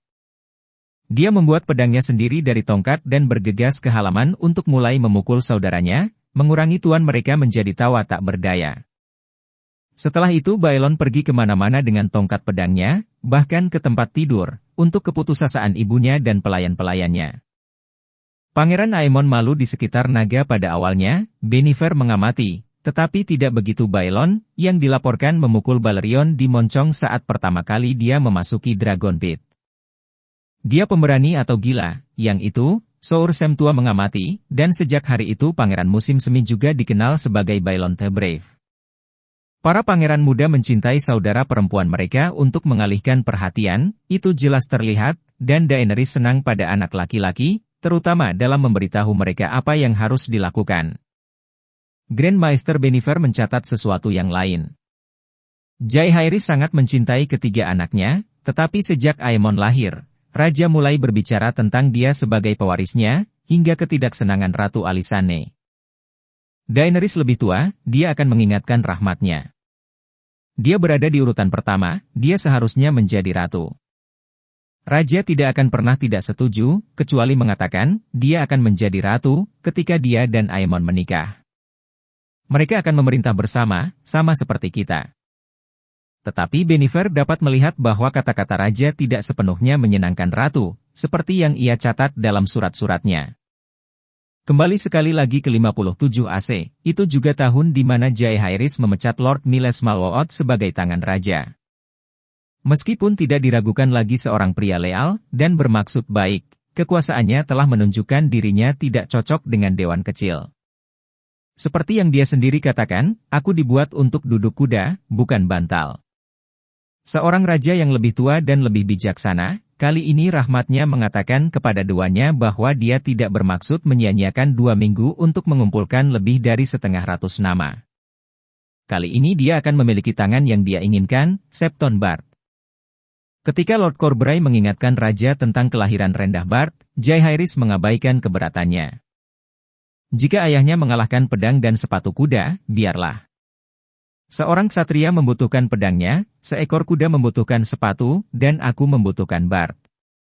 Tangan raja yang baru berangkat dalam beberapa hari setelah pengangkatannya, naik kapal ke Braavos untuk berkonsultasi dengan Sealord dan Ironbank. Dia didampingi oleh Ser Giles Morrigan dan 6 penjaga, tetapi hanya Septon Bart yang mengambil bagian dalam diskusi. Tujuan misinya adalah misi yang serius, perang atau damai. Raja Jaehaerys sangat mengagumi kota Braavos. Bart memberitahu Sealord, karena alasan itu, dia tidak datang sendiri, memahami seperti yang dia lakukan tentang sejarah pahit kota bebas dengan Valyria dan para penguasa naganya. Namun, jika tangannya tidak dapat menyelesaikan masalah ini secara damai, rahmatnya tidak akan punya pilihan selain datang sendiri ke Vermithor untuk apa yang disebut Bart sebagai diskusi yang kuat. Ketika Sealord bertanya tentang apa masalah yang mungkin terjadi, Septon memberinya senyum sedih dan berkata, begitukah cara ini harus dimainkan? Kita berbicara tentang 3 telur. Perlu saya katakan lebih banyak? Sealord berkata, saya tidak mengakui apa-apa. Namun, jika saya memiliki telur seperti itu hanya bisa jadi karena saya membelinya dari pencuri. Bagaimana itu bisa dibuktikan? Apakah pencuri ini telah ditangkap, diadili, dinyatakan bersalah? Braavos adalah kota hukum. Siapa pemilik sah telur-telur ini? Bisakah mereka menunjukkan bukti kepemilikan? Rahmatnya bisa menunjukkan bukti naga. Itu membuat Sealord tersenyum. Ancaman terselubung. Rajamu paling gesit dalam hal itu. Lebih kuat dari ayahnya, lebih halus dari pamannya. Ya, aku tahu apa yang Jaehaerys bisa lakukan pada kita, jika dia mau. Braavosi memiliki ingatan yang panjang, dan kita ingat para penguasa naga di masa lalu. Namun, ada hal-hal tertentu yang mungkin kami lakukan terhadap rajamu juga. Haruskah saya menyebutkan? Atau apakah Anda lebih suka ancaman terselubung? Namun, itu menyenangkan yang mulia. Seperti yang Anda inginkan. Rajamu bisa membakar kotamu menjadi abu, aku tidak ragu. Puluhan ribu akan mati di Dragonflame. Pria, wanita, dan anak-anak. Saya tidak memiliki kekuatan untuk melampiaskan kehancuran semacam itu pada Westeros. Pedang penjual seperti yang mungkin aku sewa akan melarikan diri sebelum ksatriamu. Armadaku bisa menyapu armadamu dari laut untuk sementara waktu, tetapi kapalku terbuat dari kayu, dan kayu terbakar. Namun, ada di kota ini, guild, mari kita katakan, yang anggotanya sangat terampil dalam profesi pilihan mereka. Mereka tidak bisa menghancurkan King's Landing, atau mengisi jalan-jalannya dengan mayat. Tapi mereka bisa membunuh. Beberapa kali. Beberapa yang dipilih dengan baik.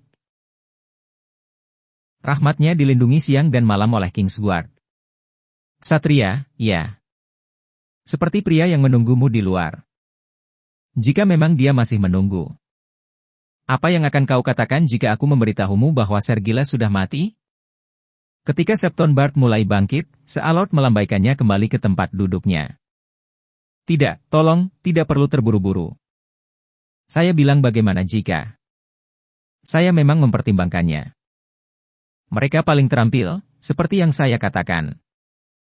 Namun, seandainya saya melakukannya, Anda mungkin telah bertindak tidak bijaksana, dan lebih banyak orang baik mungkin telah meninggal. Itu bukan keinginan saya. Ancaman membuat saya tidak nyaman. Westerosi mungkin pejuang, tapi kami Braavosi adalah pedagang. Mari kita berdagang. Septon Bard duduk kembali. Apa yang Anda tawarkan? Saya tidak punya telur-telur ini, tentu saja, kata Sealord. Anda tidak bisa membuktikan hal lain. Namun, jika aku memilikinya. Nah, sampai mereka menetas, mereka hanyalah batu. Apakah rajamu akan iri padaku 3 batu cantik? Sekarang, jika saya punya 3 ayam, saya mungkin mengerti kekhawatirannya. Aku mengagumi Jaehaerys MU. Dia adalah peningkatan besar pada pamannya, dan Braavos tidak ingin melihatnya begitu bahagia. Jadi alih-alih batu, izinkan saya menawarkan emas. Dan dengan itu tawar-menawar yang sebenarnya dimulai. Ada orang-orang bahkan hari ini yang akan bersikeras bahwa Septon Bard dibodohi oleh Sealord, bahwa dia dibohongi, ditipu, dan dipermalukan. Mereka menunjukkan fakta bahwa dia kembali ke King's Landing tanpa telur naga tunggal. Ini benar. Namun, apa yang dia bawa kembali bukanlah nilai yang tidak berarti. Atas desakan Sealord, Iron Band of Braavos memaafkan seluruh sisa pokok pinjamannya ke Iron Throne. Dengan satu pukulan, hutang mahkota telah dipotong setengah. Dan semuanya dengan harga 3 batu, kata Bard kepada Raja. Sealord memiliki harapan terbaik bahwa mereka tetap batu, kata Jaehaerys. Jika aku harus mendengar begitu banyak bisikan. Ayam istananya akan menjadi yang pertama terbakar. Perjanjian dengan Iron Band akan memiliki dampak besar bagi semua orang di dunia selama beberapa tahun dan dekade mendatang, meskipun sejauh mana itu tidak segera terlihat. Master Kon Raja yang cerdas, Regodras, meneliti hutang dan pendapatan mahkota dengan hati-hati setelah kembalinya Septon Bard, dan menyimpulkan bahwa koin yang sebelumnya harus dikirim ke Braavos sekarang dapat dialihkan dengan aman ke proyek yang sudah lama ingin dilakukan Raja di rumah, perbaikan lebih lanjut untuk King's Landing. Jaehaerys telah melebarkan dan meluruskan jalan-jalan kota, dan meletakkan batu-batu bulat di mana sebelumnya ada lumpur, tetapi masih banyak yang harus dilakukan. King's Landing dalam keadaan sekarang tidak dapat dibandingkan dengan Old Town, atau bahkan Lannisport, apalagi kota bebas yang indah di seberang laut sempit. Rahmatnya bertekad bahwa itu seharusnya.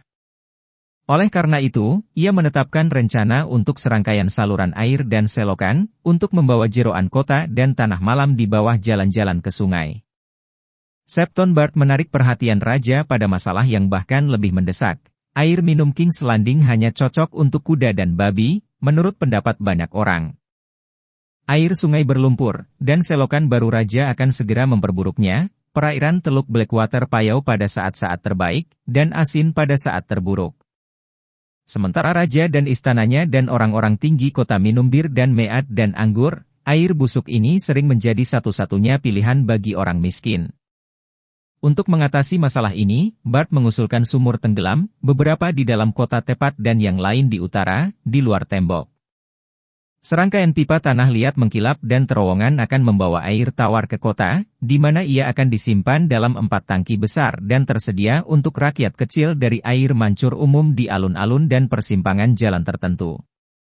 Skema Bard mahal, tidak diragukan lagi, dan Regodras dan Raja Jaehaerys menolak keras dengan biaya, sampai Ratu Alysanne melayani mereka masing-masing satu tankard air sungai pada pertemuan dewan berikutnya, dan menantang mereka untuk meminumnya.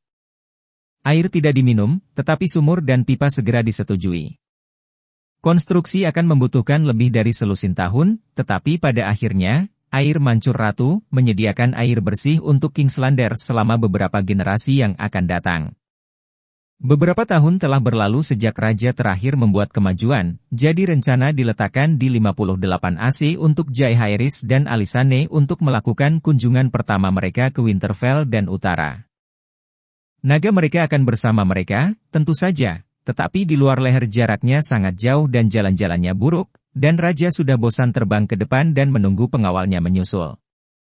Kali ini, dia memutuskan, Kingsguard, pelayan, dan pengikutnya akan mendahuluinya, untuk menyiapkan segala sesuatunya untuk kedatangannya. Dan demikianlah 3 kapal berlayar dari King's Landing ke White Harbor, di mana dia dan Ratu akan melakukan pemberhentian pertama mereka. Namun, para dewa dan kota bebas punya rencana lain. Bahkan ketika kapal-kapal raja sedang berlayar ke utara, utusan-utusan dari Pentos dan Tyros meminta rahmatnya di Red Keep. Kedua kota telah berperang selama 3 tahun dan sekarang ingin berdamai, tetapi tidak dapat menyepakati di mana mereka mungkin bertemu untuk membahas persyaratan. Konflik tersebut telah menyebabkan gangguan serius pada perdagangan di Laut Sempit, sampai-sampai Raja Jaehaerys telah menawarkan kedua kota bantuannya untuk mengakhiri permusuhan mereka. Setelah diskusi panjang, Archon of Tyros dan Pangeran Pentos telah setuju untuk bertemu di King's Landing untuk menyelesaikan perbedaan mereka, asalkan Jaehaerys akan bertindak sebagai perantara di antara mereka, dan menjamin ketentuan perjanjian yang dihasilkan. Itu adalah proposal yang baik raja maupun dewannya merasa dia tidak bisa menolak, tetapi itu berarti menunda kemajuan yang direncanakan rahmatnya ke utara, dan ada kekhawatiran bahwa Lord of Winterfell yang terkenal berduri mungkin menganggapnya sedikit. Ratu Alysanne memberikan solusinya. Dia akan pergi seperti yang direncanakan, sendirian, sementara raja menjadi tuan rumah bagi pangeran dan Archon. Jaehaerys bisa bergabung dengannya di Winterfell segera setelah perdamaian selesai. Dan begitulah yang disepakati. Perjalanan Ratu Alysanne dimulai di kota White Harbor, di mana puluhan ribu orang utara ternyata menghiburnya dan menganga di Silverwing dengan kagum dan sedikit teror. Ini adalah pertama kalinya salah satu dari mereka melihat naga. Ukuran kerumunan bahkan mengejutkan tuan mereka. Saya tidak tahu ada begitu banyak rakyat kecil di kota ini, kata Theomore Manderly. Dari mana mereka semua berasal? Keluarga Manderly unik di antara rumah-rumah besar di utara. Berasal dari Reach berabad-abad sebelumnya, mereka telah menemukan perlindungan di dekat mulut White Knife ketika saingan mengusir mereka dari tanah mereka yang kaya di sepanjang Mander. Meskipun sangat setia kepada Starks of Winterfell, mereka telah membawa dewa mereka sendiri bersama mereka dari selatan, dan masih menyembah tujuh dan mempertahankan tradisi ksatria. Alysanne Targaryen, yang selalu ingin mengikat 7 kerajaan lebih dekat, melihat peluang dalam keluarga besar Lord Theomore yang terkenal, dan segera mengatur pernikahan.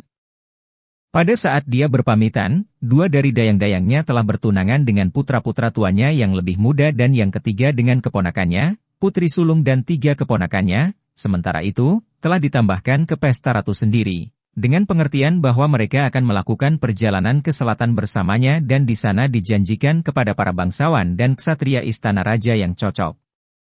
Lord Manderly menghibur ratu dengan mewah. Pada pesta penyambutan seluruh Auroch dipanggang, dan putri tuanya Jessamine bertindak sebagai juru minuman ratu, mengisi tankardnya dengan bir utara yang kuat yang diucapkan rahmatnya lebih halus daripada anggur apapun yang pernah dia rasakan. Manderly juga menggelar turnamen kecil untuk menghormati ratu, untuk menunjukkan kehebatan para ksatria. Salah satu pejuang, meskipun tidak ada ksatria, diturunkan menjadi seorang wanita, seorang gadis Wirling yang telah ditangkap oleh penjaga di utara tembok dan diberikan kepada salah satu ksatria rumah tangga Lord Manderly untuk dibina. Senang dengan keberanian gadis itu, Alysanne memanggil perisai sumpahnya sendiri, Jonquil Darke, dan Wirling dan Scarlet Shadow berduel tombak melawan pedang sementara orang-orang utara meraung setuju. Beberapa hari kemudian, Ratu mengadakan pengadilan wanitanya di aula Lord Manderly sendiri, sesuatu yang sampai sekarang belum pernah terdengar di utara, dan lebih dari 200 wanita dan gadis berkumpul untuk berbagi pemikiran, keprihatinan, dan keluhan mereka dengan rahmatnya. Setelah mengambil cuti dari White Harbor, rombongan ratu berlayar menaiki White Knife ke jeramnya, kemudian melanjutkan perjalanan darat ke Winterfell, sementara Alysanne sendiri terbang ke depan dengan Silverwing. Kehangatan penerimaannya di White Harbor tidak boleh diduplikasi di kursi kuno para raja di utara, di mana Alaric Stark dan putra-putranya sendiri muncul untuk menyambutnya ketika naganya mendarat di depan gerbang kastilnya. Lord Alaric memiliki reputasi yang rapuh, seorang pria yang keras, kata orang-orang, tegas dan tak kenal ampun, mengepalkan tangan hampir sampai menjadi niggardly, tanpa humor, tanpa kegembiraan, dingin. Bahkan Theomore Manderly, yang merupakan panji-panjinya, tidak setuju. Stark sangat dihormati di utara, katanya, tetapi tidak dicintai. Orang bodoh Lord Manderly telah mengatakannya dengan cara lain. Saya pikir Lord Alaric belum menggerakkan ususnya sejak dia berusia 12 tahun. Penerimaannya di Winterfell tidak melakukan apapun untuk menghilangkan ketakutan ratu tentang apa yang mungkin dia harapkan dari House Stark. Bahkan sebelum turun untuk menekuk lutut, Lord Alaric memandang curiga pada pakaian yang mulia dan berkata, "Saya harap Anda membawa sesuatu yang lebih hangat dari itu." Dia kemudian melanjutkan untuk menyatakan bahwa dia tidak ingin naganya di dalam dindingnya. "Aku belum pernah melihat Harrenhal, tapi aku tahu apa yang terjadi di sana. Para ksatria dan wanitanya akan dia terima ketika mereka tiba di sini, dan raja juga, jika dia dapat menemukan jalan. Tetapi mereka tidak boleh memperpanjang sambutan mereka. Ini adalah utara, dan musim dingin akan datang. Kita tidak bisa memberi makan 1000 orang lama-lama." Ketika ratu meyakinkannya bahwa hanya 1/10 dari jumlah itu yang akan datang, Lord Alaric mendengus dan berkata, "Itu bagus. Lebih sedikit akan lebih baik." Seperti yang ditakutkan, dia jelas tidak senang bahwa Raja Jaehaerys tidak berkenan menemaninya, dan mengaku tidak yakin bagaimana menghibur seorang ratu. "Jika Anda mengharapkan bola dan topeng dan tarian, Anda telah datang ke tempat yang salah." Lord Alaric telah kehilangan istrinya 3 tahun sebelumnya. Ketika ratu menyatakan penyesalannya bahwa dia tidak pernah merasa senang bertemu Lady Stark, orang utara itu berkata, "Dia adalah Mormont of Bear Islay, dan bukan wanita di dekat lampumu, tetapi dia membawa kapak kesekawanan serigala ketika dia berusia 12 tahun, membunuh 2 dari mereka, dan menjahit jubah dari kulit mereka. Dia memberi saya 2 putra yang kuat juga, dan seorang putri yang manis untuk dilihat seperti wanita selatan Anda." Ketika rahmatnya menyarankan bahwa dia akan senang membantu mengatur pernikahan untuk putra-putranya dengan putri-putri bangsawan selatan yang hebat, Lord Stark menolak dengan kasar. "Kami menjaga dewa-dewa tua di utara," katanya kepada ratu. "Ketika anak-anak lelaki saya mengambil seorang istri, mereka akan menikah di depan pohon hati, bukan di beberapa tenggara September." Namun, Alysanne Targaryen tidak menyerah dengan mudah. "Para penguasa selatan menghormati dewa-dewa lama maupun yang baru," katanya kepada Lord Alaric, "hampir setiap kastil yang dia tahu memiliki kayu dewa dan juga September. Dan masih ada rumah-rumah tertentu yang tidak pernah menerima 7, tidak lebih dari yang dimiliki orang utara, Blackwater di daerah sungai kepala di antara mereka, dan Maihab sebanyak selusin lagi." Bahkan seorang raja yang keras dan lincah seperti Alaric Stark mendapati dirinya tidak berdaya di hadapan pesona keras kepala Ratu Alysanne. Dia mengizinkan bahwa dia akan memikirkan apa yang dikatakannya, dan mengangkat masalah ini dengan putra-putranya. Semakin lama ratu tinggal, semakin Lord Alaric menghangatkannya, dan pada waktunya Alysanne menyadari bahwa tidak semua yang dikatakan tentang dia adalah benar. Dia berhati-hati dengan koinya, tetapi tidak niggardly, dia sama sekali tidak tanpa humor, meskipun humornya memiliki keunggulan, setajam pisau, putra dan putrinya dan orang-orang Winterfell tampaknya mencintainya dengan cukup baik. Setelah embun beku awal mencair, tuannya membawa ratu berburu rusa dan babi hutan di Wolfswood, menunjukkan padanya tulang-tulang raksasa, dan membiarkannya mencari-cari sesuka hatinya melalui perpustakaan kastilnya yang sederhana. Dia bahkan berkenan mendekati Silverwing, meskipun dengan waspada. Para wanita Winterfell juga terpesona oleh pesona ratu, begitu mereka mengenalnya, rahmatnya menjadi sangat dekat dengan putri Lord Alaric, Alara. Ketika sisa rombongan ratu akhirnya muncul di gerbang kastil, setelah berjuang melalui rawa tanpa jejak dan salju musim panas, daging dan meat mengalir dengan bebas, meskipun raja tidak ada. Sementara itu, segalanya tidak berjalan dengan baik di King's Landing. Pembicaraan damai berlangsung jauh lebih lama dari yang diantisipasi, karena permusuhan antara dua kota bebas berjalan lebih dalam daripada yang diketahui Jaehaerys. Ketika Rahmatnya berusaha untuk mencapai keseimbangan, kedua belah pihak menuduhnya mendukung yang lain. Sementara Pangeran dan Archon Dicker, perkelahian mulai pecah antara orang-orang mereka di seluruh kota, di penginapan, rumah bordil, dan wastafel anggur.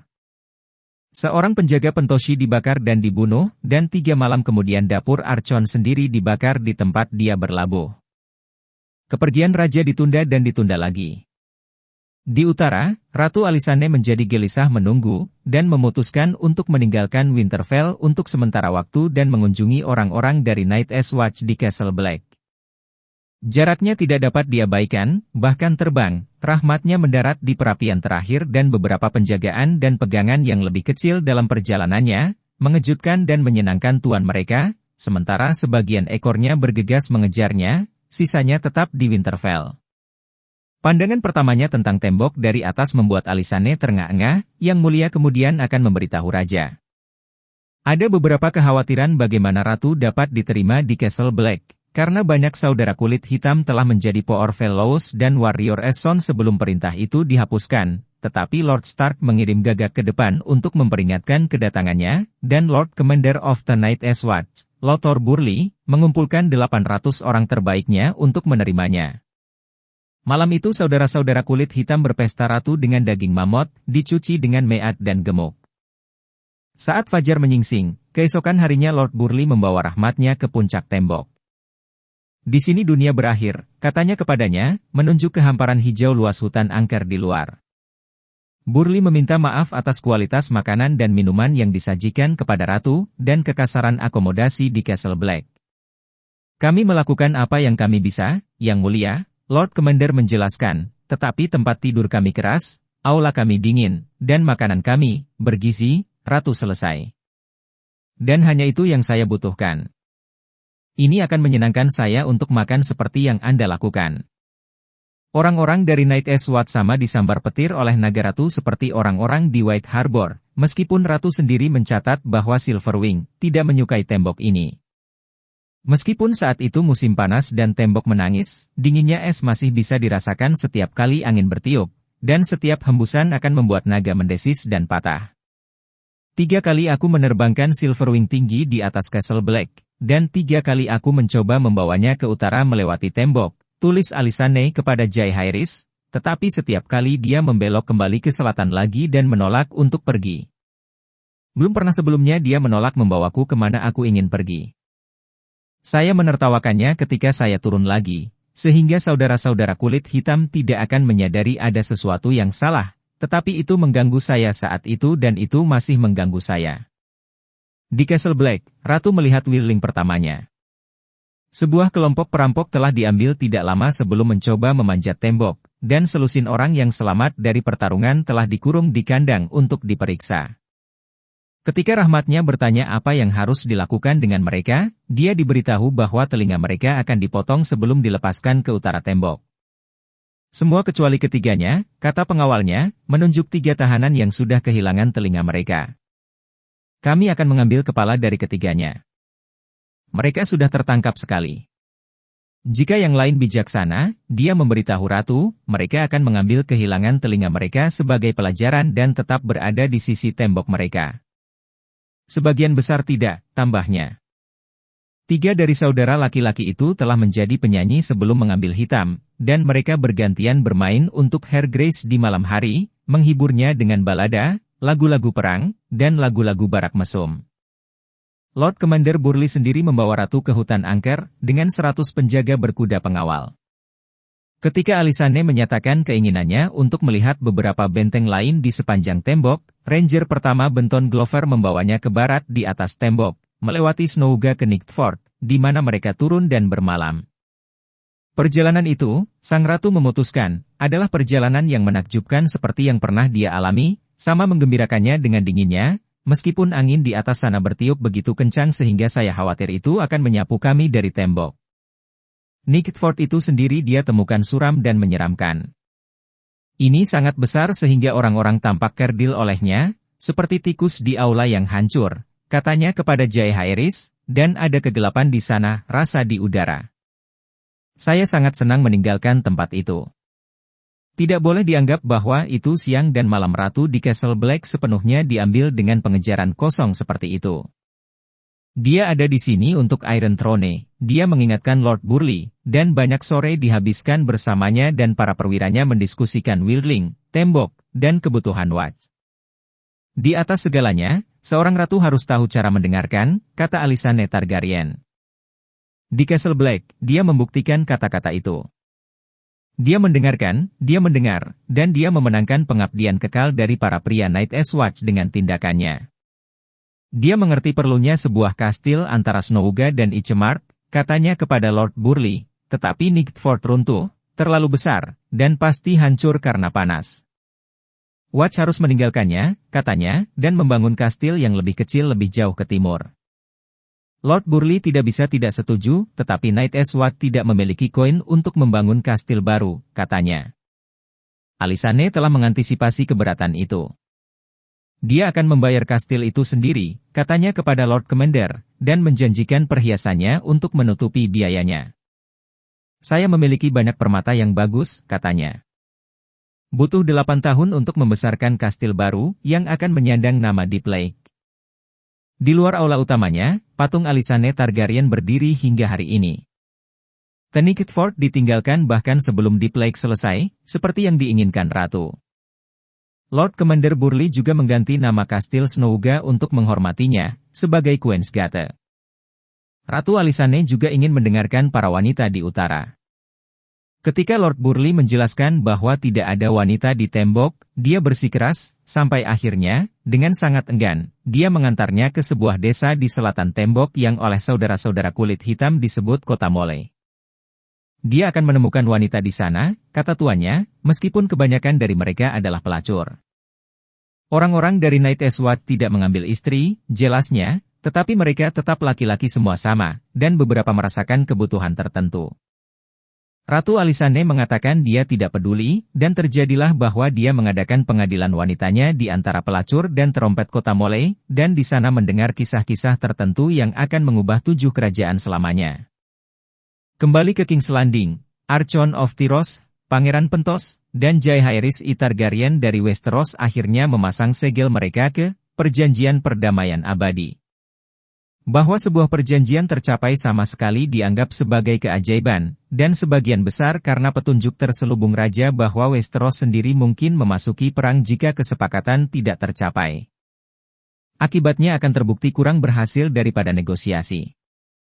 Sekembalinya ke Tyros, Archon terdengar mengatakan bahwa King's Landing adalah luka berbau yang tidak cocok disebut kota. Sementara para magister Pentos sangat tidak senang dengan persyaratan bahwa mereka mengorbankan pangeran mereka kepada dewa-dewa aneh mereka, seperti kebiasaan kota itu.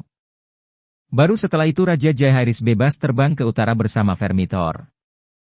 Dia dan Ratu bersatu kembali di Winterfell, setelah setengah tahun terpisah.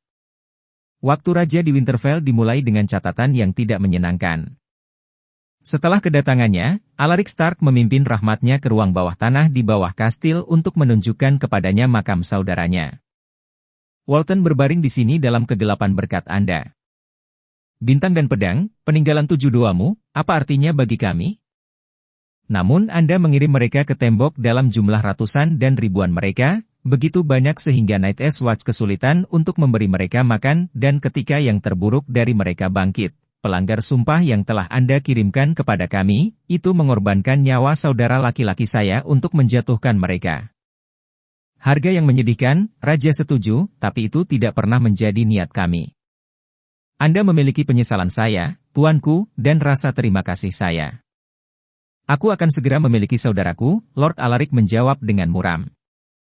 Lord Stark dan Raja Jaehaerys tidak akan pernah menjadi teman cepat, bayangan Walton Stark tetap di antara mereka sampai akhir. Hanya melalui kantor Ratu Alysanne yang baik yang pernah mereka temukan sesuai. Ratu telah mengunjungi Branden's Gift, tanah di selatan tembok yang diberikan Brandon the Builder kepada Watch untuk dukungan dan makanan mereka. Itu tidak cukup, katanya kepada raja. Tanahnya tipis dan berbatu, bukit-bukitnya tidak berpenghuni. Jam tangan kekurangan koin, dan ketika musim dingin tiba mereka akan kekurangan makanan juga. Jawaban yang dia usulkan adalah hadiah baru, sebidang tanah lebih jauh di selatan hadiah Brandon. Gagasan itu tidak menyenangkan Lord Alaric, meskipun seorang teman yang kuat untuk Night's Watch, dia tahu bahwa para bangsawan yang saat ini memegang tanah tersebut akan keberatan jika mereka diberikan tanpa izin mereka. Saya tidak ragu bahwa Anda dapat membujuk mereka, Lord Alaric, kata Ratu. Dan akhirnya, terpesona olehnya seperti biasa, Alaric Stark setuju bahwa, dia bisa. Dan demikianlah terjadi bahwa ukuran hadiah itu digandakan dengan satu pukulan. Sedikit lagi yang perlu dikatakan tentang waktu yang dihabiskan Ratu Alysanne dan Raja Jaehaerys di utara. Setelah berlama-lama di Winterfell selama 2 minggu lagi, mereka berjalan ke Torrhen's Square dan dari sana ke Barrowen, di mana Lord Dustin menunjukkan kepada mereka Barrow Raja pertama dan menggelar turnamen untuk menghormati mereka, meskipun itu adalah hal yang buruk dibandingkan dengan turnamen di selatan. Dari sana Vermithor dan Silverwing membawa Jaehaerys dan Alysanne kembali lagi ke King's Landing. Pria dan wanita dari rombongan mereka memiliki perjalanan pulang yang lebih sulit, melakukan perjalanan darat dari Barrowen kembali ke White Harbor dan naik kapal dari sana. Bahkan sebelum yang lain mencapai White Harbor, Raja Jaehaerys telah memanggil duanya di Red Keep untuk mempertimbangkan permohonan dari ratunya. Ketika Septon Bard, Grand Maester Bennifer, dan yang lainnya telah berkumpul, Alysanne memberitahu mereka tentang kunjungannya ke tembok, dan hari yang dia habiskan bersama pelacur dan wanita yang jatuh di kota Mole. Ada seorang gadis di sana, kata Ratu, tidak lebih tua dari saya saat saya duduk di depan Anda sekarang. Seorang gadis cantik, tapi tidak, saya pikir, secantik dia. Ayahnya adalah seorang pandai besi, dan ketika dia menjadi pelayan 14 tahun, dia menikahkannya dengan muridnya. Dia menyukai anak laki-laki itu, dan dia menyukainya, jadi mereka berdua sudah sepatutnya menikah. Tetapi hampir tidak pernah mereka mengucapkan sumpah mereka daripada Tuhan mereka datang ke pesta pernikahan dengan orang-orang seperjuangannya untuk mengklaim haknya atas malam pertamanya. Dia membawanya ke menaranya dan menikmatinya, dan keesokan paginya orang-orangnya mengembalikannya kepada suaminya. Tapi gadis itu telah pergi, bersama dengan cinta apapun yang telah ditanggung anak magang itu. Dia tidak bisa mengangkat tangannya melawan Tuan karena bahaya hidupnya, jadi sebaliknya dia mengangkatnya melawan istrinya. Ketika menjadi jelas bahwa dia mengandung anak Tuan, dia memukulinya keluar darinya. Sejak hari itu, dia tidak pernah memanggilnya apapun kecuali pelacur, sampai akhirnya gadis itu memutuskan bahwa jika dia harus disebut pelacur, dia akan hidup sebagai pelacur, dan berjalan ke kota Mole. Di sana dia tinggal sampai hari ini, seorang anak yang sedih, hancur. Tapi sementara itu, di desa-desa lain, pelayan lain sedang menikah, dan tuan-tuan lain mengklaim malam pertama mereka. Miliknya adalah cerita terburuk, tapi bukan satu-satunya. Di White Harbor, di Molestown, di Barrowen, wanita lain juga berbicara tentang malam pertama mereka. Saya tidak pernah tahu, tuanku. Oh, saya tahu tradisinya. Bahkan di Dragonstone, ada cerita tentang orang-orang di rumahku sendiri, Targaryens, yang telah membebaskan dengan istri-istri nelayan dan melayani pria, dan menjadi bapak anak-anak pada mereka. Dragonseeds, mereka menyebutnya, kata Jaehaerys dengan keengganan yang jelas. Ini bukan hal yang bisa dibanggakan, tetapi itu telah terjadi, mayhaps lebih sering daripada yang ingin kita akui.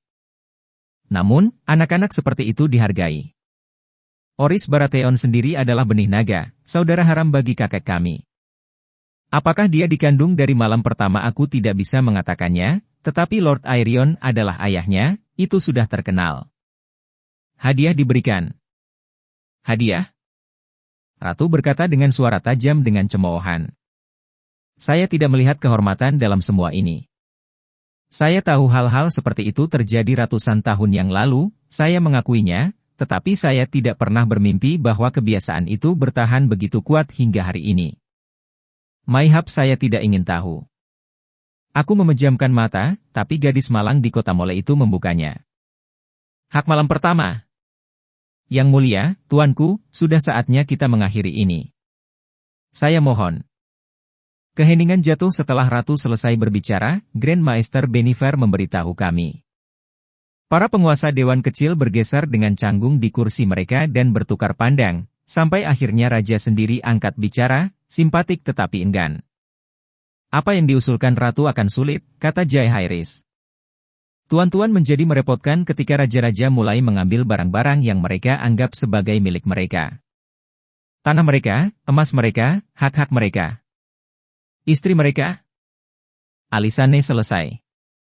Saya ingat pernikahan kami, tuanku. Jika Anda adalah pandai besi dan saya seorang tukang cuci dan beberapa tuan datang untuk mengklaim saya dan mengambil kepala gadis saya pada hari kami mengambil sumpah kami, apa yang akan Anda lakukan? Membunuhnya, kata Jaehaerys, tapi aku bukan pandai besi. Jika, kataku, Ratu bersikeras. Seorang pandai besi tetaplah laki-laki, bukan? Pria mana selain seorang pengecut yang akan berdiri dengan lemah lembut sementara pria lain memiliki jalannya sendiri dengan istrinya? Kami tidak ingin pandai besi membunuh tuan, tentu saja. Dia menoleh ke Grand Maester Bennifer dan berkata, saya tahu bagaimana Gargon Koheris meninggal. Gargon tamu. Berapa banyak lagi contoh seperti itu yang ada? Aku bertanya-tanya. Lebih dari yang ingin saya katakan, Bennifer mengizinkan. Mereka tidak sering dibicarakan, karena takut pria lain mungkin melakukan hal yang sama, tapi... Malam pertama adalah pelanggaran terhadap perdamaian raja, Ratu menyimpulkan. Pelanggaran terhadap tidak hanya pembantu, tetapi suaminya juga. Dan istri Tuhan, jangan pernah lupa. Apa yang dilakukan para wanita bangsawan itu sementara tuan mereka keluar dari gadis-gadis yang sedang berbunga? Apakah mereka menjahit? Menyanyi? Berdoa? Kalau aku mungkin berdoa suamiku jatuh dari kudanya dan lehernya patah saat pulang. Raja Jaehaerys tersenyum mendengarnya, tetapi jelas bahwa dia menjadi semakin tidak nyaman. Hak malam pertama adalah hak kuno, ia berpendapat, meskipun tanpa gairah besar. Sebanyak bagian dari ketuhanan sebagai hak lubang dan tiang gantungan.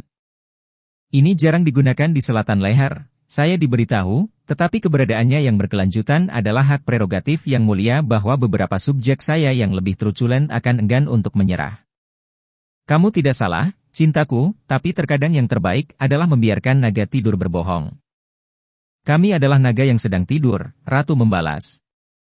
Tuan-tuan yang mencintai malam pertama mereka adalah anjing. Mengapa mereka harus melampiaskan nafsu mereka pada gadis-gadis yang baru saja menjanjikan cinta mereka kepada pria lain? Apakah mereka tidak memiliki istri sendiri? Apakah tidak ada pelacur di domain mereka?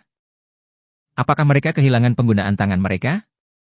Justiciar Lord Albin masih berbicara kemudian, mengatakan, ada lebih banyak hal pada malam pertama daripada nafsu, yang mulia. Praktek ini adalah salah satu yang kuno, lebih tua dari Andals, lebih tua dari iman. Ini kembali ke zaman Fajar, saya tidak ragu. Manusia pertama adalah ras yang buas, dan seperti Wilding di luar tembok, mereka hanya mengikuti kekuatan. Tuan dan raja mereka adalah pejuang, pria perkasa dan pahlawan, dan mereka ingin putra mereka sama. Jika seorang panglima perang memilih untuk memberikan benihnya kepada beberapa pelayan di malam pernikahannya, itu dilihat sebagai semacam berkah. Dan jika seorang anak harus datang dari kopling, jauh lebih baik. Sang suami kemudian dapat mengklaim kehormatan membesarkan putra pahlawan sebagai miliknya. Maihab begitulah, 10.000 tahun yang lalu, jawab Ratu, tetapi para bangsawan yang mengklaim malam pertama sekarang bukanlah pahlawan. Anda belum pernah mendengar para wanita berbicara tentang mereka. Saya pernah. Pria tua, pria gemuk, pria kejam, anak laki-laki poksi, pemerkosa, air liur, pria yang ditutupi koreng, dengan bekas luka, dengan bisul, tuan yang belum mencuci dalam setengah tahun, pria dengan rambut berminyak dan kutu. Ini adalah orang-orang perkasa Anda.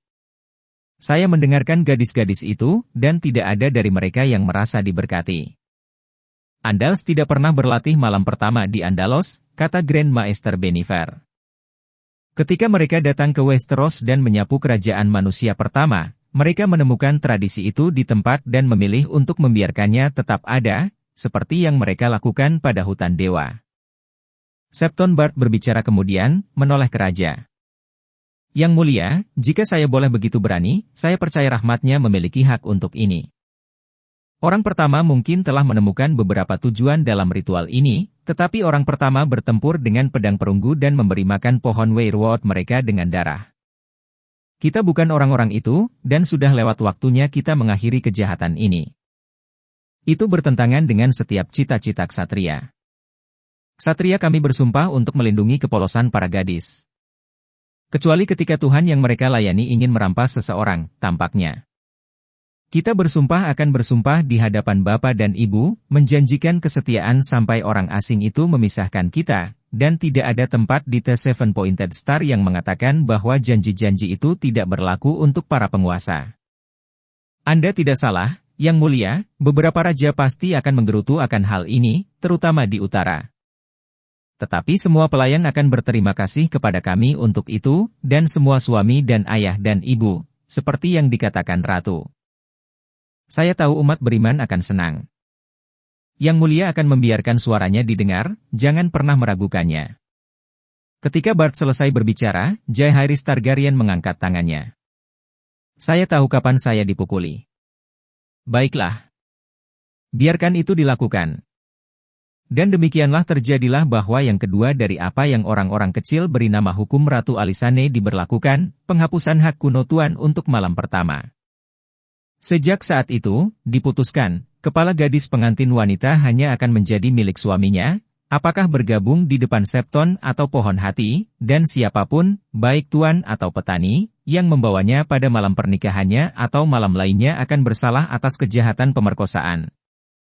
Saat tahun ke-58 setelah penaklukan Aegon hampir berakhir, Raja Jaehaerys merayakan ulang tahun ke-10 penobatannya di Star Recept of Old Town. Anak laki-laki berkubang yang dimahkotai High Septon hari itu sudah lama hilang, tempatnya telah diambil oleh seorang pria berusia 4 dan 20 tahun yang setiap inci adalah raja. Jenggot dan kumis tipis yang telah dibudidayakan oleh rahmatnya di awal pemerintahannya telah menjadi janggut emas yang tampan, ditembakkan dengan perak. Rambutnya yang tidak dicukur dia kenakan dalam kepang tebal yang jatuh hampir ke pinggangnya.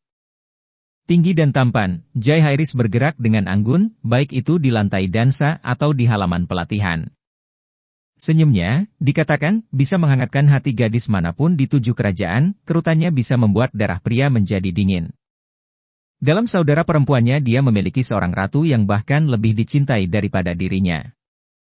Ratu Alysanne yang baik, rakyat kecil memanggilnya, dari Old Town ke tembok. Para dewa telah memberkati mereka berdua dengan 3 anak yang kuat, 2 pangeran muda yang luar biasa dan seorang putri yang merupakan kesayangan kerajaan. Dalam dekade pemerintahan mereka, mereka telah mengenal kesedihan dan kengerian, pengkhianatan dan konflik, dan kematian orang-orang terkasih, tetapi mereka telah melewati badai dan selamat dari tragedi dan muncul lebih kuat dan lebih baik dari semua yang mereka alami. Prestasi mereka tidak dapat disangkal, 7 kerajaan damai, dan lebih makmur daripada yang pernah mereka ingat. Itu adalah waktu untuk perayaan dan perayaan yang mereka lakukan, dengan turnamen di King's Landing pada hari peringatan penobatan raja. Putri Daenerys dan Pangeran Aemon dan Baelon berbagi kotak kerajaan dengan ibu dan ayah mereka, dan menikmati sorak-sorai orang banyak. Di lapangan, puncak kompetisi adalah kecemerlangan Ser Riam Redwy, putra bungsu Lord Manfred Redwy dari Arbor, Laksamana Jaehaerys dan master kapal. Dalam kemiringan berturut-turut, Ser Riam melepaskan kuda Ronald Baratheon, Arthur O'Hareard, Simon Dondarrion, Harys Hope, Harry Teham, Keecha Mons, dan 2 ksatria Kingsguard, Lorence Roxton dan Luchamore Strong. Ketika pemuda gagah itu berlari ke kota kerajaan dan menobatkan Ratu Baik Alysanne sebagai Ratu Cinta dan kecantikannya, rakyat jelata meraung persetujuan mereka. Daun-daun di pepohonan mulai berubah menjadi kemerahan dan oranye dan emas, dan para wanita istana mengenakan gaun yang serasi. Pada pesta yang mengikuti akhir turnamen, Lord Rogar Baratheon muncul bersama anak-anaknya, Boremund dan Jocelyn, untuk dipeluk dengan hangat oleh Raja dan Ratu. Para penguasa dari seluruh dunia datang untuk bergabung dalam perayaan tersebut, Lyman Lannister dari Casterly Rock, Daemon Velaryon dari Driftmark, Prentice Tully dari Riverrun, Roderick Arryn dari Vale, bahkan Lords Rowan dan O'Hareard, yang pungutannya pernah berbaris dengan Septon Moon. Theomore Manderly turun dari utara.